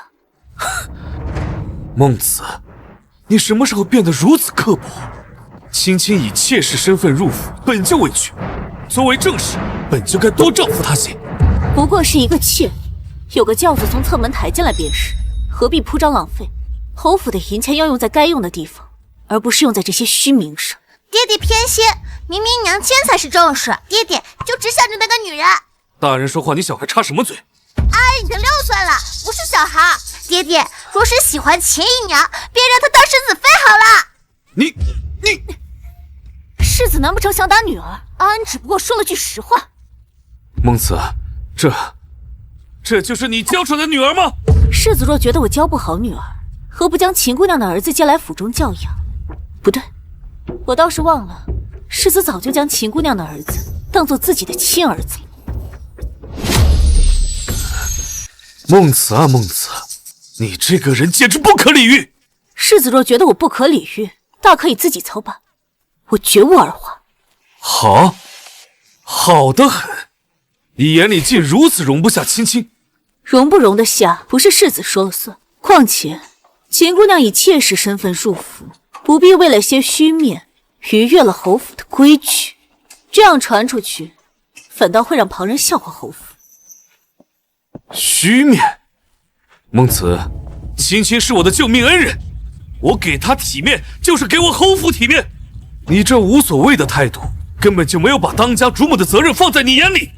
我守侯府6年，府中大小事务从无差错。至于秦姑娘的彩礼，也是按照最高规格在备着，并无差错。我已请示过母亲了，母亲也说青青是我的救命恩人，理应大办特办，好让这京中所有人都看到我侯府乃是重情重义之户。你要是再敢敷衍，休怪我对你不客气。明明是你自己心偏到角落里去了，还责怪娘亲。闭嘴，这里没有你的事情。世子何故为难一个孩子？若世子觉得做妾委屈了秦小姐，何不给我一份和离书？这样世子也能名正言顺娶秦小姐为正妻。和离书？孟慈，你以为我这侯府是你想来就来想走就走的地方吗？别拿和离来威胁我，我绝不会让你如愿的。世子既然看重秦小姐，又何必留我在府中碍眼？和离对世子而言，应该是求之不得的好事吧？和离的事你想都不要想。哦，我倒可以给你一封休书，不过这被赶出家门的骂名，可得你自己担着啊。我6年在侯府勤勤恳恳，没有功劳也有苦劳，如今换来一封休书，世子还真长得开嘴。单凭你善妒这一项，本世子若是宣扬出去，你孟慈还有何颜面在京中立足？到时被众人唾弃的可不是我。世子尽管去说，我孟慈行得正，坐得端，从未做过任何有违伦理道德之事。好一个行得正，坐得端！倘若你真如此坦荡，为何又处处针对青青？我从未针对过秦小姐，倒是世子与秦姑娘在暗中苟且，置侯府颜面于不顾，该感到羞愧的是你。我与青青那叫情投意合，你莫要在此胡言乱语，污蔑青青清白。是否污蔑，世子心中应该最清楚。毕竟当日在赏花宴上，全京城的妇人可都瞧见世子与秦姑娘做行苟且之事。世子与自己的义妹睡在同一张榻上，总不能也是我污蔑吧？当日之事对青青而言本就是意外，你莫要拿此事做文章，败坏青青的名声。世子既然知道会败坏名声，又为何要做出那等不知廉耻之事？如今倒是来指责我败坏他的名声。你简直是不可理喻！我倒要看看，没了我的支持，你们在这侯府能过成什么样？世子大可放心，尽管没了世子，我和安安也能过得很好。世子倒不如想想，现在满城的流言蜚语，你的青青该如何自处？你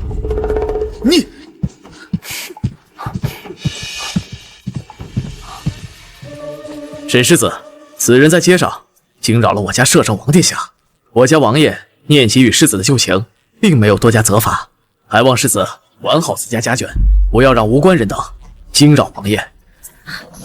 沈大哥，你快救救我！他们打我，还骂我。娘亲，你怎么样了？娘亲，娘亲没事。你们竟敢对我的人动手！世子，还是先问问你的人，干出了什么事情吧。属下告辞。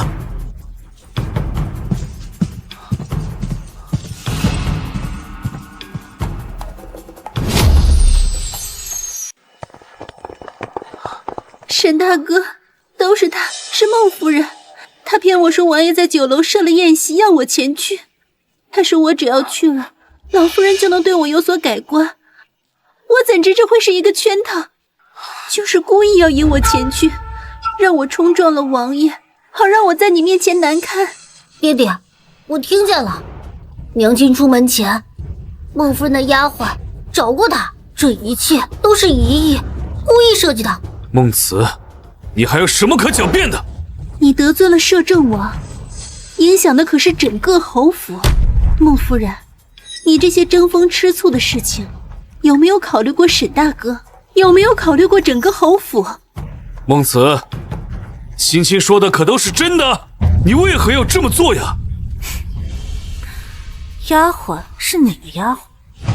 我今日出门只带了安安，连贴身侍女都留在家中。你告诉我，我是如何引诱你出去的？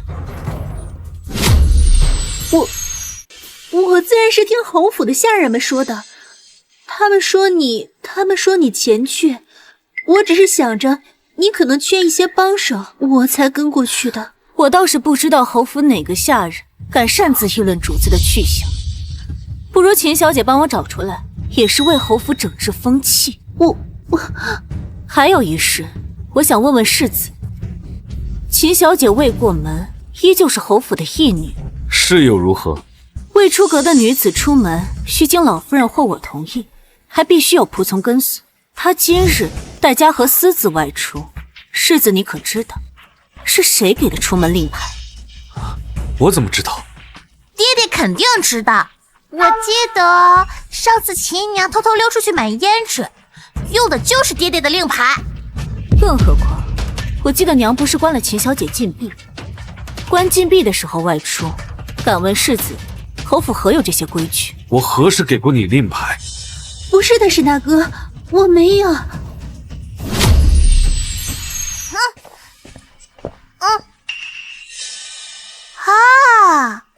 这不是爹爹的令牌吗？秦娘偷东西可不是好孩子啊！沈大哥，我只是听了嘉禾说外面热闹，想出去看看。这令牌是我从你书房里顺出来的，我不是故意的，我不知道会冲撞王爷。从我书房里顺的？爹爹，是我不好，是我撺掇娘亲出去的，你别怪娘了。秦姑娘倒是会推脱，把责任都推给一个小孩，私拿令牌出门，还冲撞了摄政王，每一桩每一件，这都不是小事。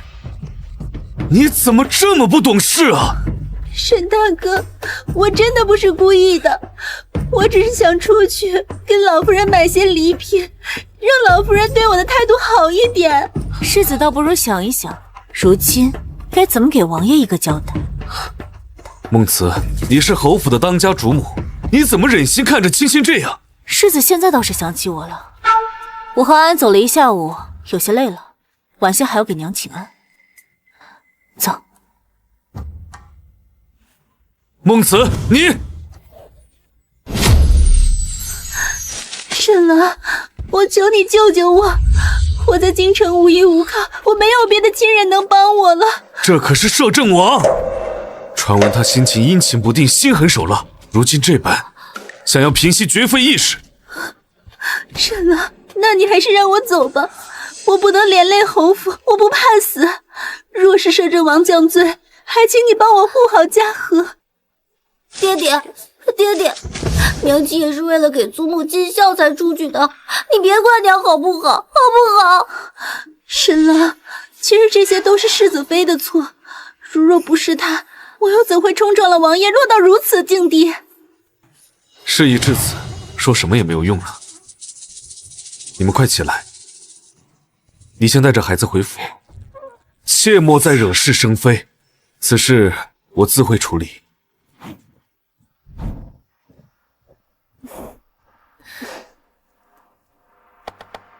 娘亲，秦青青今天怎么会冲撞了摄政王？不清楚，只怪他自己行事无状，不守侯府的规矩。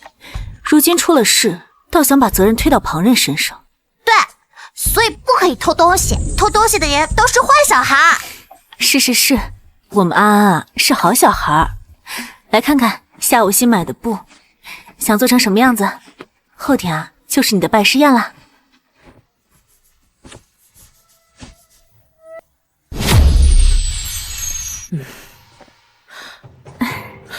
孟氏，我把安安的拜师宴交给你操办，你就这样糊弄我？儿媳不敢。安安能拜逍遥大师为师，是我们侯府的荣耀。我之前就跟你说过，要办得得体大方。你就这样寒酸的排场来应付，旁人知道了会说我们侯府小气。娘，并非儿媳应付，逍遥大师性子淡薄，早就言明不喜张扬。若是真的大张旗鼓设宴，定会引来京城半数名门。这有何不妥？热热闹闹的，才能彰显我们侯府的气派。娘，您有所不知，大师素来厌恶权贵扎堆，倘若真的大操大办，定会觉得我们侯府刻意炫耀，轻视沈家。老夫人，前几日去青云道观送帖子，观里的小道童也说大师罪迹铺张。玉北呢？今天是安安的大事儿，他一个当父亲的，怎么能不出现呢？许是陪秦姑娘去了吧？毕竟秦姑娘在京城无依无靠，离了沈世子可不能活。你怎么变得如此善妒的样子？不过是实话实说罢了。娘说我善妒，可当真给我戴了一顶好大的帽子。你莫顾左右而言他。今天安安拜师才是正事，瞧你安排的这些事情，哪有半点重视的样子？娘，安安的拜师宴我自是重视的，只是依着大师的喜好来安排。这就是你所说的重视？清汤洗面，说出去丢侯府的脸。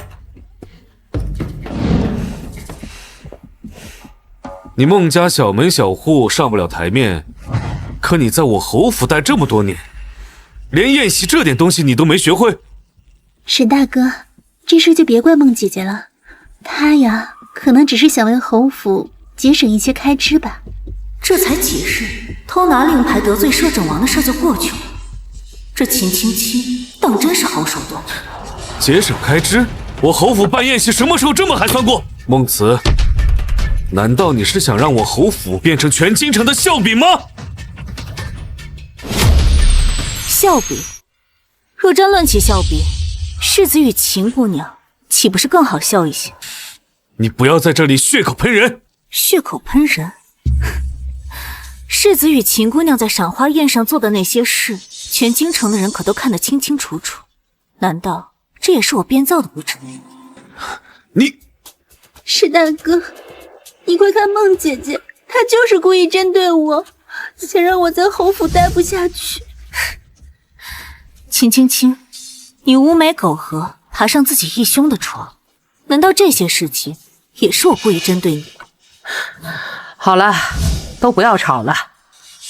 今日是安安的拜师宴，不要因为这些影响气氛。娘，我看他孟慈就是故意把宴席搞成这样，好让逍遥大师误会咱们侯府。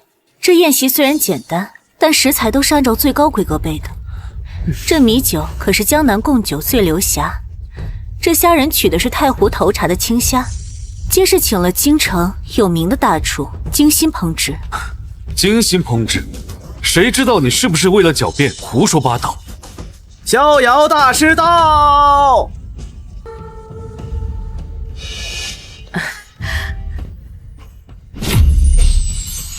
见过大师。大师，有失远迎。沈老夫人，客气了。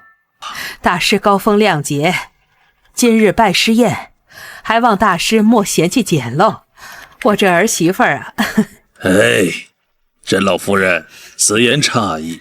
此等宴席恰如其分，正合贫道心思。哎呦，大师，您真是太过奖了。原本我是觉得太过于简陋，怕委屈了大师，所以才想着再添些场面。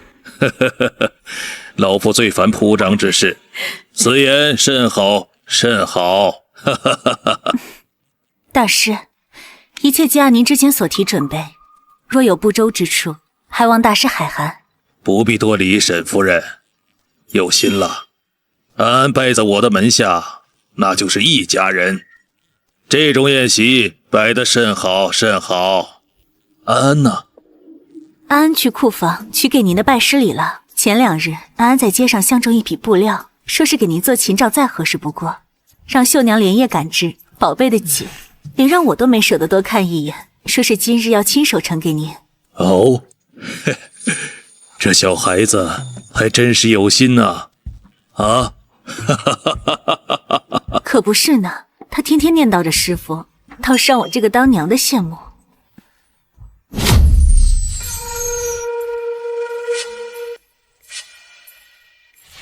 库房里这么多东西，让我怎么找呢？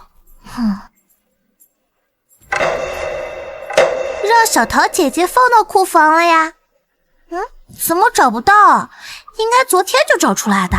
师傅该等齐了。从回到侯府开始，我所有的机缘都被这个小孩给破坏掉了，这绝对有问题。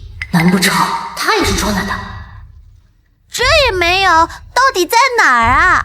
不管你是不是传来的，敢挡我的路，我都不会放过你的。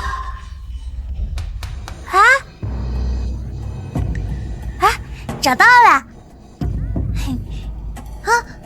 你到底是谁？哥哥，从背后吓人是不对的。少装傻，你到底是谁？哥哥，我是安安。哥哥不认识我了吗？不可能，你不可能是沈石安。你到底是从哪里来的？嘉禾哥哥，你在说什么呀？我一直在侯府啊，娘亲还说了，我出生之时还是我祖母给我起的名字呢。少装傻了，自从你出现，我就事事不顺。沈石安不可能会弹琴的，今日的拜师宴应该是我的，老佛爷和老夫人的宠爱也应该是我的。什么叫沈石安不可能会弹琴？他究竟是谁？他知道什么？嘉禾哥哥，你在说什么呀？我怎么听不懂？一会儿师傅该等齐了。你也是传书来的吧？哥哥不走吗？一会儿祖母他们该等齐了。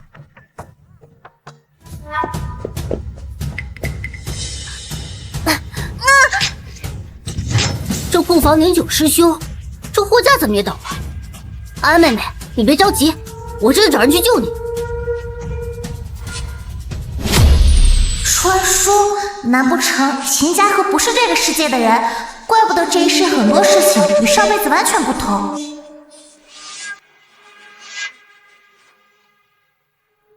不行，我得赶紧出去，师傅要到了。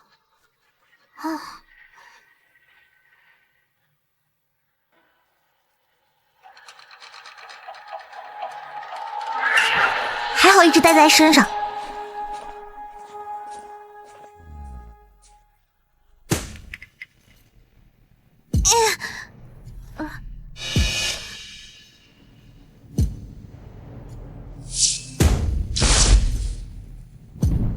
今日是不是安安的拜师宴？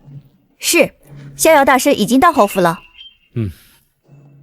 给侯府送些东西去，就当做是给安安的贺礼。是，王爷。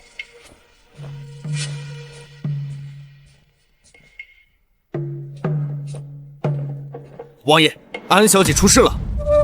怎么回事？刚刚收到安安小姐发的信号，看位置是在侯府。贝莽，去侯府。是。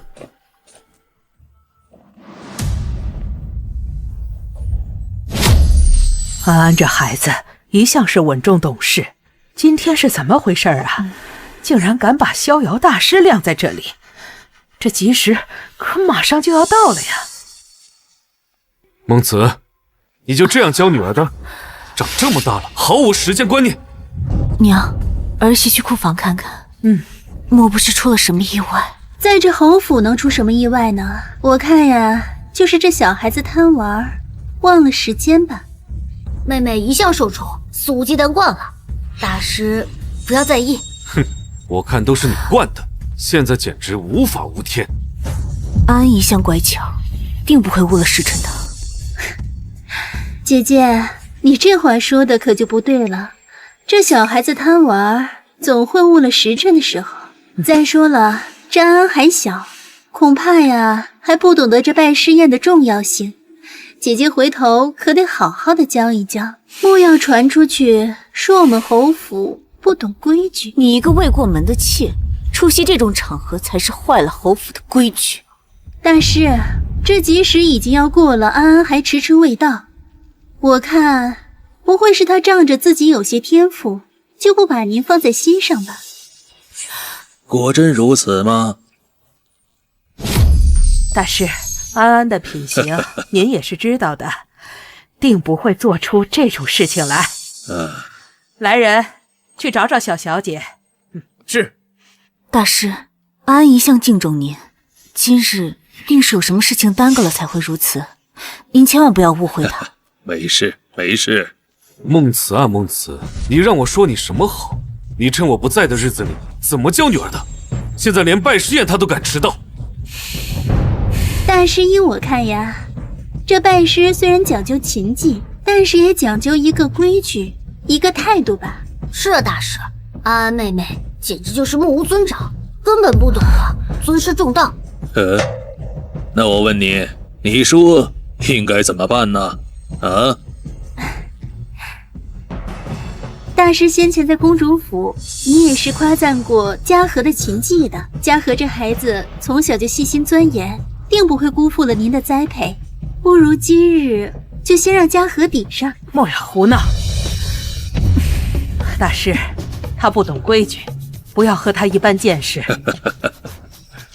秦青青，你未过门就如此干预侯府之事，你当这拜师宴是儿戏吗？左右都是我们侯府的孩子，这样既不会耽误了拜师的吉时，也能全了我们侯府的面子。大师您认为呢？对啊，大师，这嘉禾的琴技，您当时也是称赞过的。这，我听你们话的意思是让我收秦嘉禾为徒。是啊，大师，嘉禾呀，定会全心钻研，定不会负您的期望，还望大师应允。你简直是无法无天！秦青青，这是我女儿的拜师宴，让我收她为徒可以，但有一个条件。好，大师，您看您需要什么条件，我们都满足您。师傅，弟子定当日夜苦练，不负您老人家栽培。只要您肯收我为徒，让我做什么都行。条件不高，要让我收你为徒，那倒不如撞死投胎来得更快。大师，你这话是？当日在长公主府，我是给了她面子，没想到你倒如此自信。大师，您不能……看来我的话说的还不够清楚。秦嘉禾和安安，这是云泥之别，老夫的徒弟只有安安。可这安安如今还未到啊！这拜师宴仅仅是走一个过场，老夫一早就已经把信物给了安安，安安才是我的徒弟。说什么天赋异禀，说到底不过是仗着自己是侯府的小姐罢了。老夫收徒从来不看门第，只是安安恰巧是侯府的孙女。老夫今天能来侯府参加拜师宴，也是看在安安的面子。老夫没曾想，却遇到了你等这种不知天高地厚的东西。混账东西，还不回房间反省去！没有我的命令，不许出院子。娘，这青青也是好心的。我看你真的是昏了头了，连是非对错都分不清楚，还敢为他求情！来人，把世子也请回去，让他在房间里好好反思反思。慢着，娘，您不能这么偏心吧？偏心？我要真的是偏心，早就把你那点心思给掐灭了。今日之事，容不得你半点狡辩。摄政王到！摄政王？他来做什么？沈大哥，这摄政王该不会是找我兴师问罪吧？你怕什么？他既然都已经把你放回来了，说明他已经不再计较。见过王爷，见过王爷。今日侯府好生热闹啊！王爷有所不知，今日是安安的拜师宴。拜师宴？我怎么没见主角啊？安安那孩子是去给逍遥大师取拜师礼了，估计这会儿正在回来的路上。我与逍遥大师也算是旧相识了。听闻逍遥大师收了个小徒弟，本王今日特来庆贺。我什么时候认识王爷了？你说是吧，大师？哦，是，我与王爷已经认识许多年了。这王爷来这儿凑什么热闹？沈世子似乎对本王颇有微词啊。臣不敢。王爷驾到，侯府蓬荜生辉。只是今日这拜师宴未曾设大宴，只是家中人小聚，怕是怠慢王爷了。老夫人说笑了，本王今日不过是来凑个热闹，何来怠慢一说？王爷能来也是侯府莫大的荣幸，只是这孩子竟去了这么久没有回来，已经要下人去找了。王爷，大师，稍等片刻。不必了，人本王已经给你们带来了。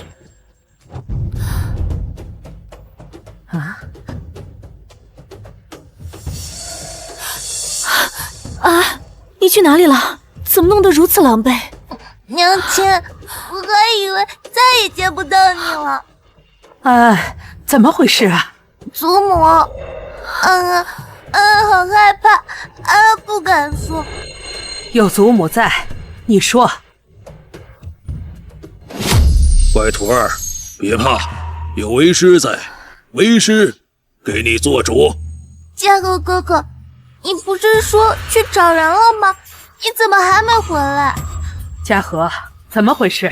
什么找人？祖母，是嘉禾哥哥，他把货架推倒，堵住了门。他还说要找人救我，我走不出去，我很害怕。你胡说！我今天根本就没见过你，定是你贪玩误了时辰，才来污蔑我的。我没有胡说，那库房里还有被推倒的货架呢。嘉禾，安安一向乖巧，怎么会无缘无故冤枉你？你且说说，你今日都去了何处？我今日只待在前厅帮忙，根本就没去过库房。没错，嘉禾今日一直与我在一起，怎么可能会去库房？更何况又怎么可能会弄倒货架？一定是这个小丫头贪玩，污蔑我们嘉禾。说不定是你贪玩碰倒货架，现在还来污蔑我。哥哥既然说你没去过库房，那库房地上为什么会有嘉禾哥哥的手帕呢？嘉禾，你还有什么话说？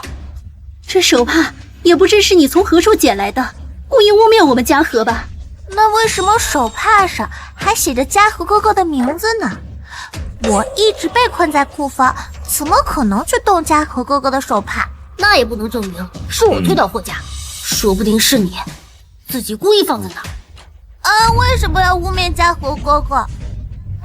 被困在库房的时候，心里只想着能快点出来参加拜师呀，见到娘亲、祖母还有师傅。仅凭你一人之词，又如何能证明？又有何人为你佐证呢？本王能作证，这手帕是本王捡到的。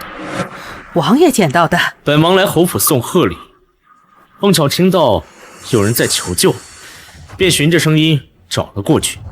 结果在仓库门口捡到这手帕，并破门而入，才发现货架已经堵死了门口。安安缩在角落。娘亲，多亏王爷叔叔救了我，不然我肯定就见不到娘亲了。仓库通风差，安安一个6岁的孩子，今日要不是本王路过，那怕是酿成大祸。世子，你的家教看来也不过如此，义子都快爬上亲生女儿的头上了。老夫以为你只是性情浮躁，没想到你竟然如此歹毒，对一小孩竟下如此重手。我只是跟妹妹闹着玩，没有想这样干。闹着玩？安安向来对你亲厚，你却因一己之私想害她。来人，带下去打30大板，禁足3月。沈夫人，孩子还小不懂事，您就饶了他这一回吧。小小年纪竟然做出如此恶毒的事情，今日不严加管教，日后还不知道闯出多大的祸来。娘，这家和他还小，30大板会不会太重了？若不是你平日里纵容他们母子，家和怎么会如此的无法无天？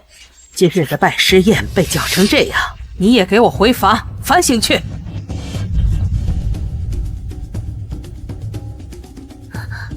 还愣着干什么？把他拖下去！祖母，饶了我吧，饶了我吧，我知道错了。嘉禾，祖母，乖徒弟，不要怕，有为师在，以后没有人敢欺负你了。为师还等着你的拜师礼呢。哈哈哈哈哈。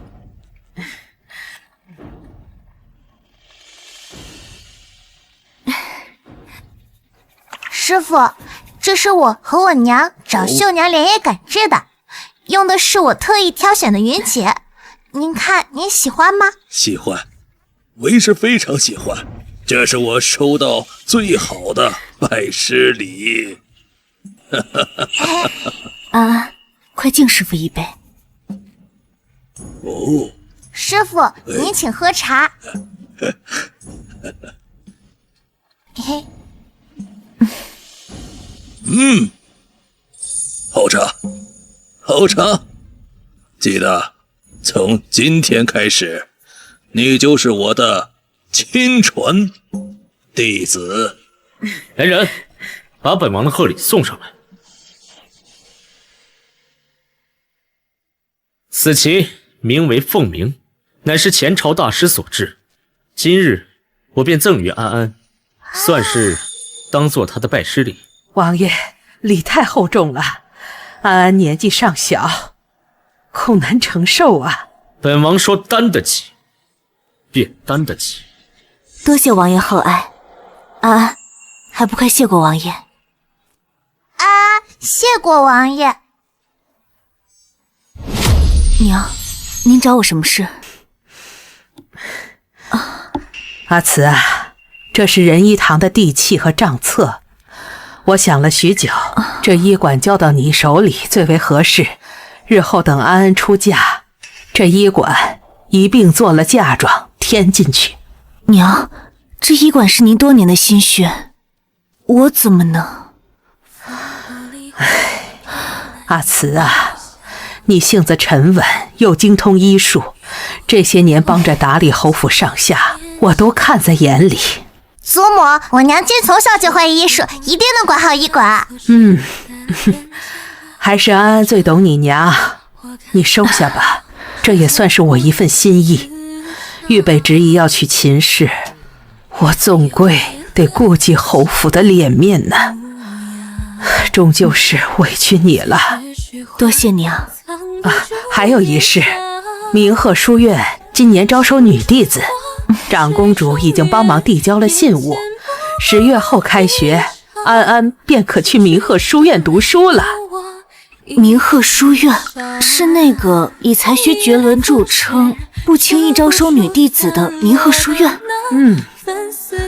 长公主与书院有些交情，听闻安安聪慧过人，便愿意给这个机会，这也是为了安安将来着想。女子多读些书总是好的。耶，我要去明鹤书院了。不可能，这绝对不可能！事情怎么会发生成这样？够了，闭嘴！嘉禾，你明明说过，只要我能顺利进入侯府，我只需要装装可怜，沈大哥不久就会厌弃孟慈的。现在好了，我也没有当上世子妃。我怎么知道沈世安像个妖怪？书里明明写他8岁还在柯基缠身，连房门都出不了。现在倒好，不仅拜了逍遥大师为师，还得了去明鹤书院读书的机会。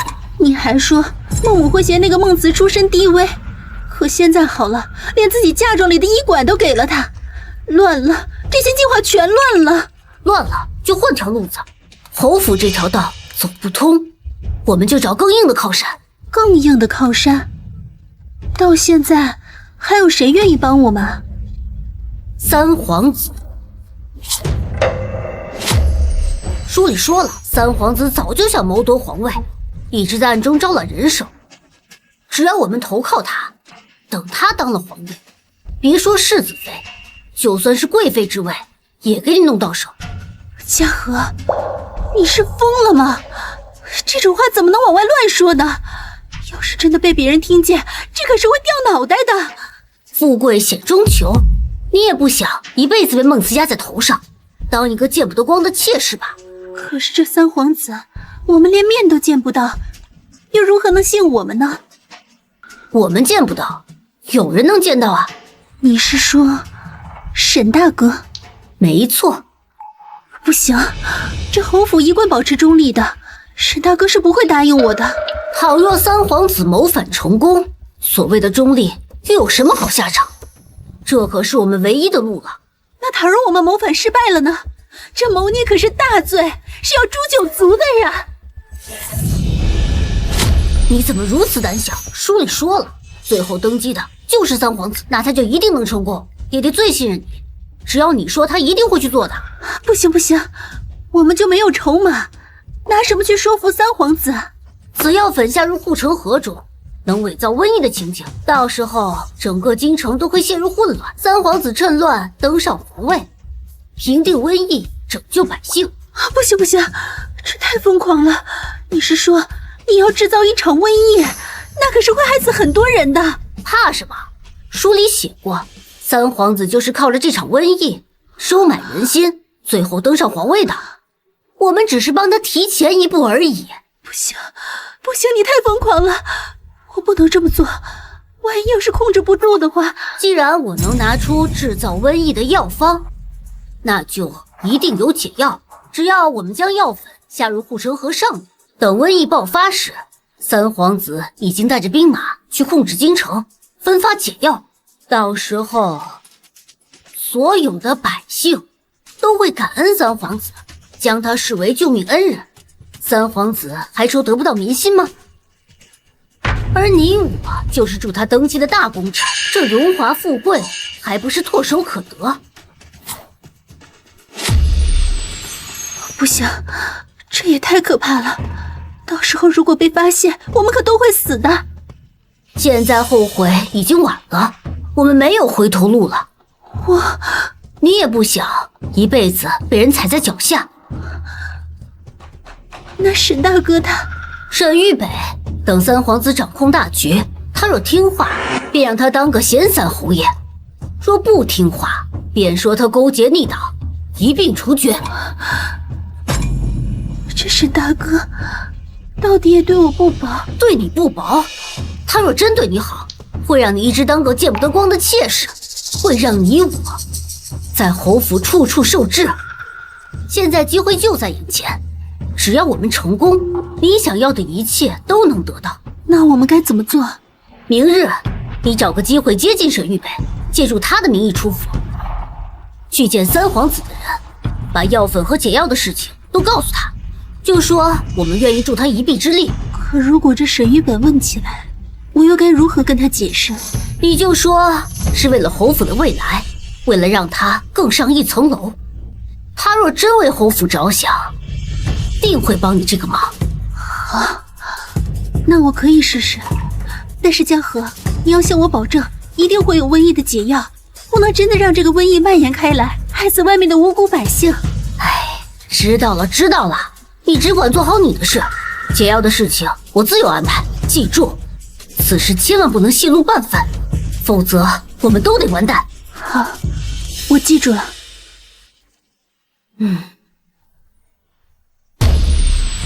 明天就要去书院了，安安紧张吗？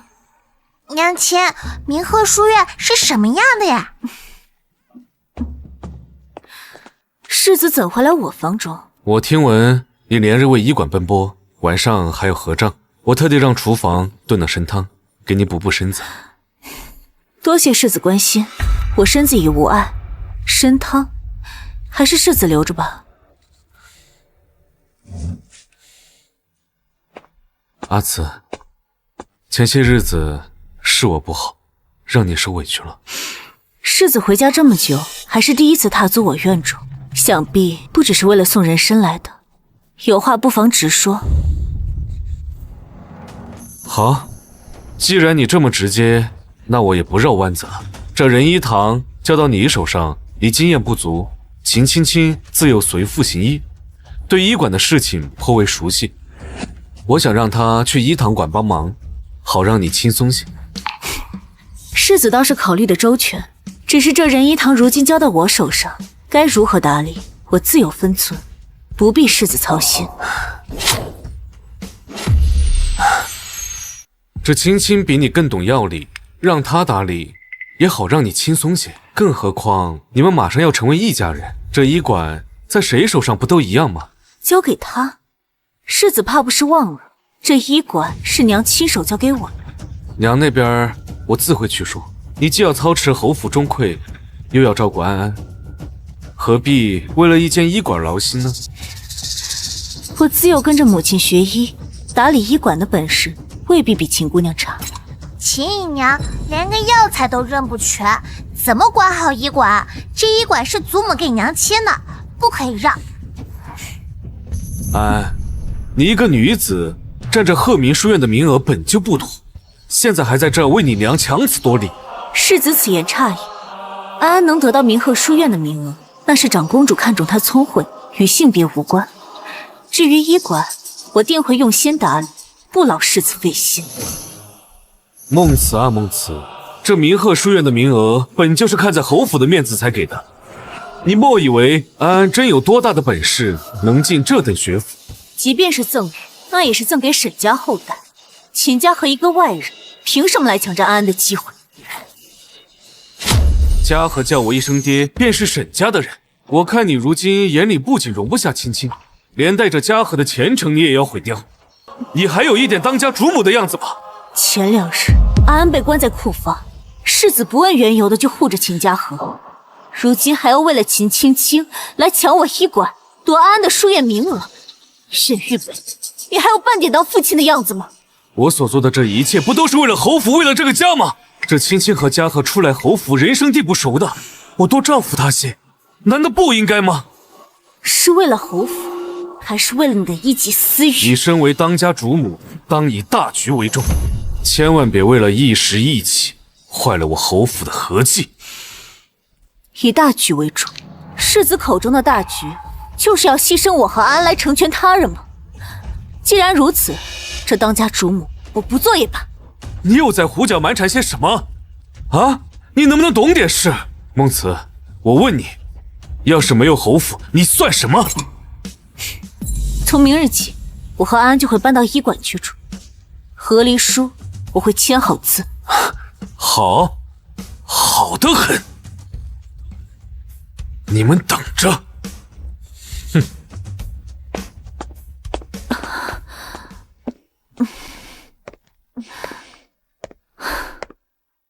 娘亲，不要难过。娘没有难过，属于安安的东西不会被任何人抢走。属于娘亲的东西也不会被任何人抢走。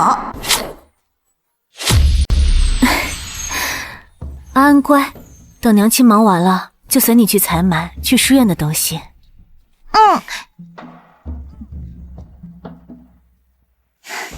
安小姐，孟夫人，你们来了。谁让你来这仁医堂的？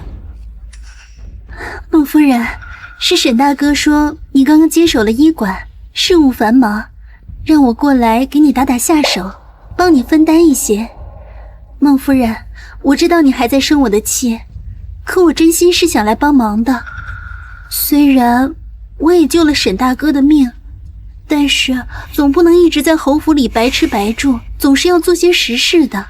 这就是救了沈世子的那位姑娘，看着倒是挺和善的。是啊，听说侯府待她很好，现在还来医馆帮忙，真是个懂感恩的。秦小姐，这医馆有伙计和掌柜打理，不劳你费心。孟夫人可是嫌我笨手笨脚，帮不上什么忙。青青自知出身微贱，可是青青是真的来帮忙的，绝对没有别的意思。这侯府夫人怎么如此咄咄逼人？对呀，不必多说，你若真想留下，便只在柜台里取药便是。多谢孟夫人，我一定会认真帮忙，绝不添乱。安安乖，娘亲去核对完账目就来找你。娘亲放心，我绝对不会乱跑。掌柜，这当归不对劲啊，颜色发黑，还带着霉味，跟咱们平时的根本不一样。你瞎嚷嚷什么呀？这不过是受潮了，晒晒就能用，哪那么多讲究啊？这一批定价便宜，能省不少钱。师傅说过，这药材泡制差了会影响药效，严重的还会害人。前几日李阿婆喝了那个寿潮甘草煮的药水，这咳嗽反而还严重了。你个毛孩子懂什么呀？那李阿婆是年纪大了，跟这药材有什么关系？你再啰嗦，就把你送回乡下去。秦小姐，您怎么来了？是不是又缺什么药材了？哟，秦小姐，您怎么来了？是不是又缺什么药材了？我方才听见外面有些争吵，就进来看看。这可是世子爷的救命恩人，千万不能得罪。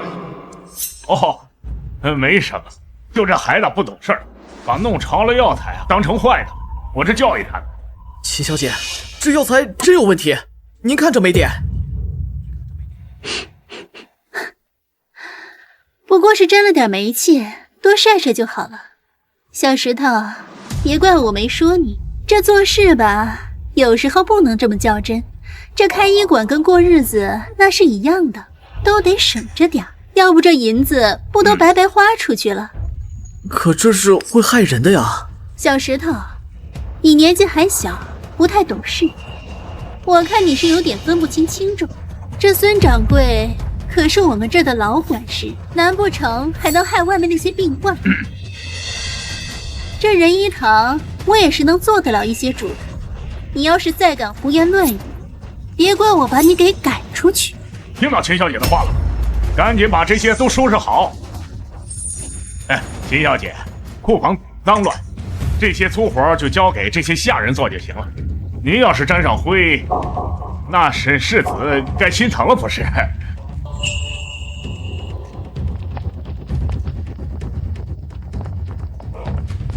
小石头哥哥，这药材当真有问题？这不是第一次了，之前掌柜进的都是一些清热败火的便宜药，就算炮制差了，喝了最多就是没效果。可这次真的不一样。这次怎么了？您看这附子和乌头，正经炮制的附子，它颜色是黑褐色，没半点苦味。可这包发苦还泛白，分明是没煮透。还有这乌头去毒步骤省了3道，要是抓给患者，轻则呕吐，重则是要出人命的。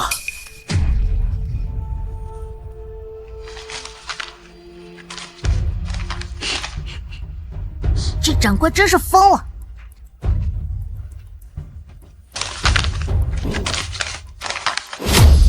怎么会这样？这进药材的银钱比上个月多出了3成，可药材入库的数量却少了2成，这账目对不上啊！娘亲，账目单有问题。你怎么知道？你看。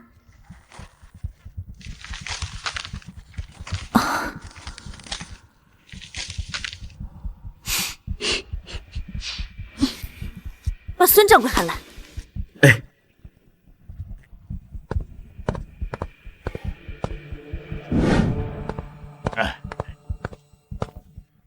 这药材是你进的？是有如此，不过这一点小问题晒晒就能用，又不影响药性。小问题，这附子没有煮透，这乌头没有去毒，这是在害命！你拿着百姓的命换人气，你还有脸说这是小问题？夫人，我在侯府当差10年，这药材的事儿我自有分寸。你有什么分寸？这些都是活生生的人命。这仁义堂是娘亲手交给我的，我有权处理这里的一切。孙掌柜，你被辞退了，现在立刻收拾东西离开。哼！你敢，我就告诉老夫人。你尽管去说，我倒要让娘看看你是怎么拿着侯府的招牌，干着谋财害命的勾当。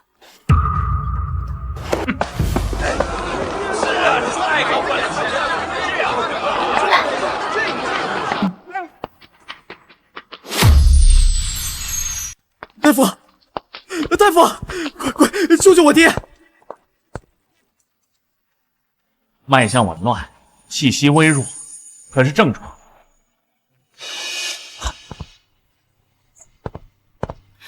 他近日可有吃过什么，碰过什么？他就喝了点粥水。他感冒2天了，今早来这取了药，喝了半个小时不到，身体就肿了起来，现在话都说不了了。哦对，就这个。这药，这不是我们仁义堂开的方子。今日陈郎中只看过3位风寒病人，开的都是金防败毒散，并没有这位关防风。就是他！今天早上就是这个姑娘给我们拿的药，她说这药治病好得快，还给我们免了1半的药钱。你胡说！我今早就抓了2包药，还都是按照陈郎中的方子给抓的。我根本就没见过这位老人家。是啊，孟夫人，今日的药方子都是我开的，没让秦小姐单独拿过药。就是他，他穿着仁义堂的衣裳，还说是沈世子的救命恩人，我们才相信他的。就是他害死我爹！就是他害死我爹！我没有，我不是。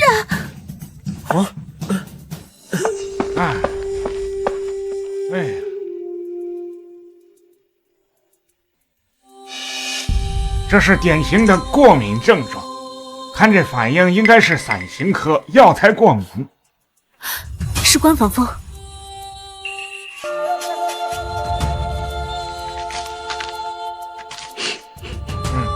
不错，是关防风。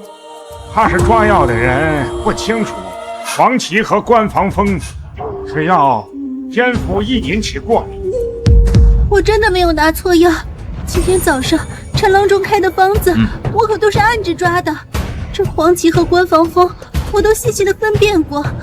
姑娘，黄芪和关防风虽然形似，但气味迥异，常抓药的人怎能辨识不清？再者，仁义堂的药柜都标着药名呢，即便是新的学徒，也很难抓错。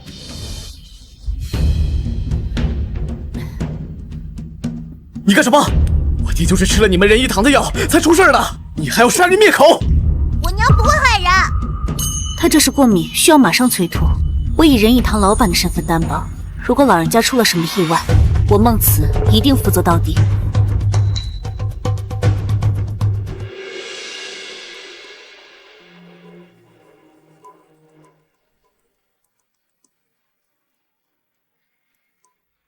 端碗温水来。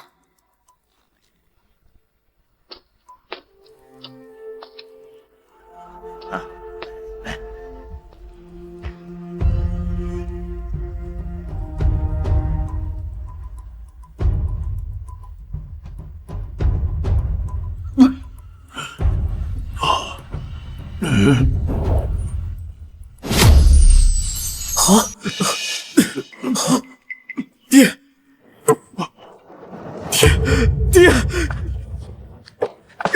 都是你们害了我爹，我要跟你们同归于尽！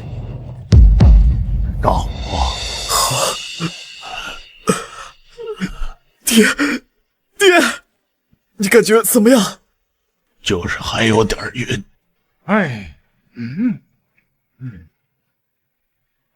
这脉象稳了，真药真是用得极准。先是催吐排出淤毒，然后有汤药再调理几日，便可痊愈。谢谢你。快快请起。夫人，是我糊涂错怪您了，我这就给您赔罪。你快好好躺着，治病救人乃是医馆的本分，不必赔罪。秦姨娘这是要去哪儿？怕不是心虚啦，想要逃跑？我没有。你今日抓药可有人证？有啊，有孙掌柜，我追药的时候他就在旁边看着呢。哦，孙掌柜，他说的可是事实？我今早确实在柜台边，可我没注意他抓的是哪味药。孟夫人，这药包里的官防风量极大，按照药方来说，量也过大，肯定是有人故意掺进去。夫人，真的不是我抓的，我也没有那个害人性命的胆子呀。你当然没有这个胆子，你想谋个好名声，也不看看自己能力够不够。这里是医馆，不是你耍小聪明的地方。我知道错了，我真的知道错了。来人，把秦姑娘送进衙门，让她在牢里好好反省反省。你敢绑我？沈世子回来，他不会放过你的。走。你们走。今日之事是我们仁医堂监管不力所致，我在此向您赔罪。日后您前来看病抓药，我们仁医堂不收分文。夫人，您这是做什么？若不是夫人您，我爹的命就没了，怎么还能要您的钱呢？一码归一码，这本就是我们的责任。娘亲，又贪嘴乱吃东西。娘亲，我没吃。学堂作业有没有完成？都做好了，夫子还夸我文章写得好。王爷今日怎么有空来我医馆？京城出事了，你们现在收拾东西，跟着墨云走，先去别院暂避风头。是出什么事了？这么紧急？城南出现一群人，轻则发烧，重则昏迷不醒，已经好几户人家遭了殃。太医院查不出病因，只说可能是食疫。你们留在京城，我不放心。不，我不能走。现在不是任性的时候，本王自会安排好一切，不会让侯府起疑的。我母亲留给了我一本医书，里面记载了许多疑难杂症的诊治方法，说不定对这食疫有用。况且我若走了，这些病人怎么办？可你留下来，我不放心。我本是医者，本就该以救死扶伤为己任。我只有一个请求，帮我保护好安安。不，我也不走，我要和娘在一起。小小姐得罪了。你放开我，我要我娘！你放开我！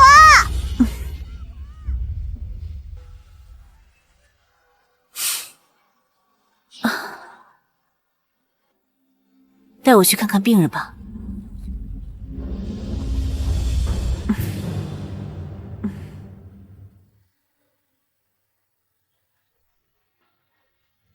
可看出什么了？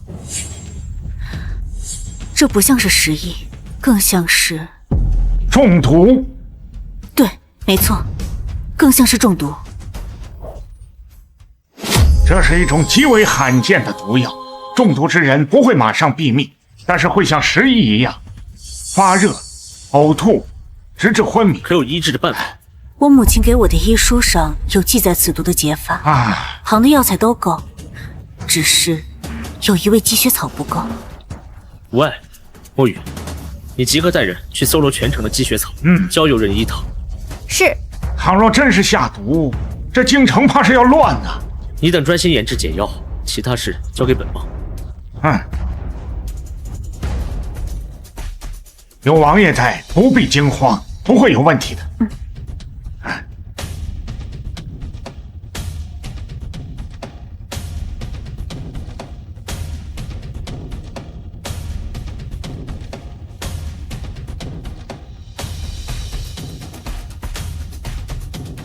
这几日您煎药施针，一刻都没停过，身体会吃不消的。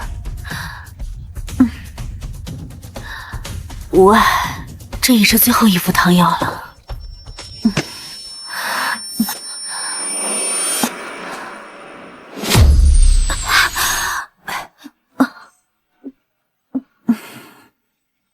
王爷，一切都结束了。可有查到是谁？秦家和撺掇侯府支持是三皇子谋反，这场瘟疫就是他的投生术。秦家和三皇子已当场毙命，沈家全族贬为庶人，流放3000年。那我的安安，我让他签了一份断亲书，从今往后，安安和侯府再无任何瓜葛。和离书，沈玉北竟然真的答应了。他没得选，不过他向我提了一个要求。什么要求？秦青青还没过门，义女的身份也没上族谱，沈玉北求我要将秦青青带走。他倒是情根深重。5年前救沈玉北的是一对老夫妻，秦青青花了5两银子从这对老夫妻手上救走了沈玉北，冒领了这份救命之恩。沈玉北现在不是为了报恩，是为了报仇。若不是他们2人，侯府也不会沦落至此。因果轮回，报应不爽，这也是他们罪有应得。那世子妃接下来有什么打算？我与世子已经和离，世子也已被流放，王爷不必喊我世子妃。我母家姓孟，单字一个慈。阿慈。如今我只想好好经营这仁医堂，将我母亲传给我的医术发扬光大，好让这仁医堂成为真正救死扶伤之地，然后看着我的安安长大成人。娘亲，娘亲，这些对我来讲已是幸福。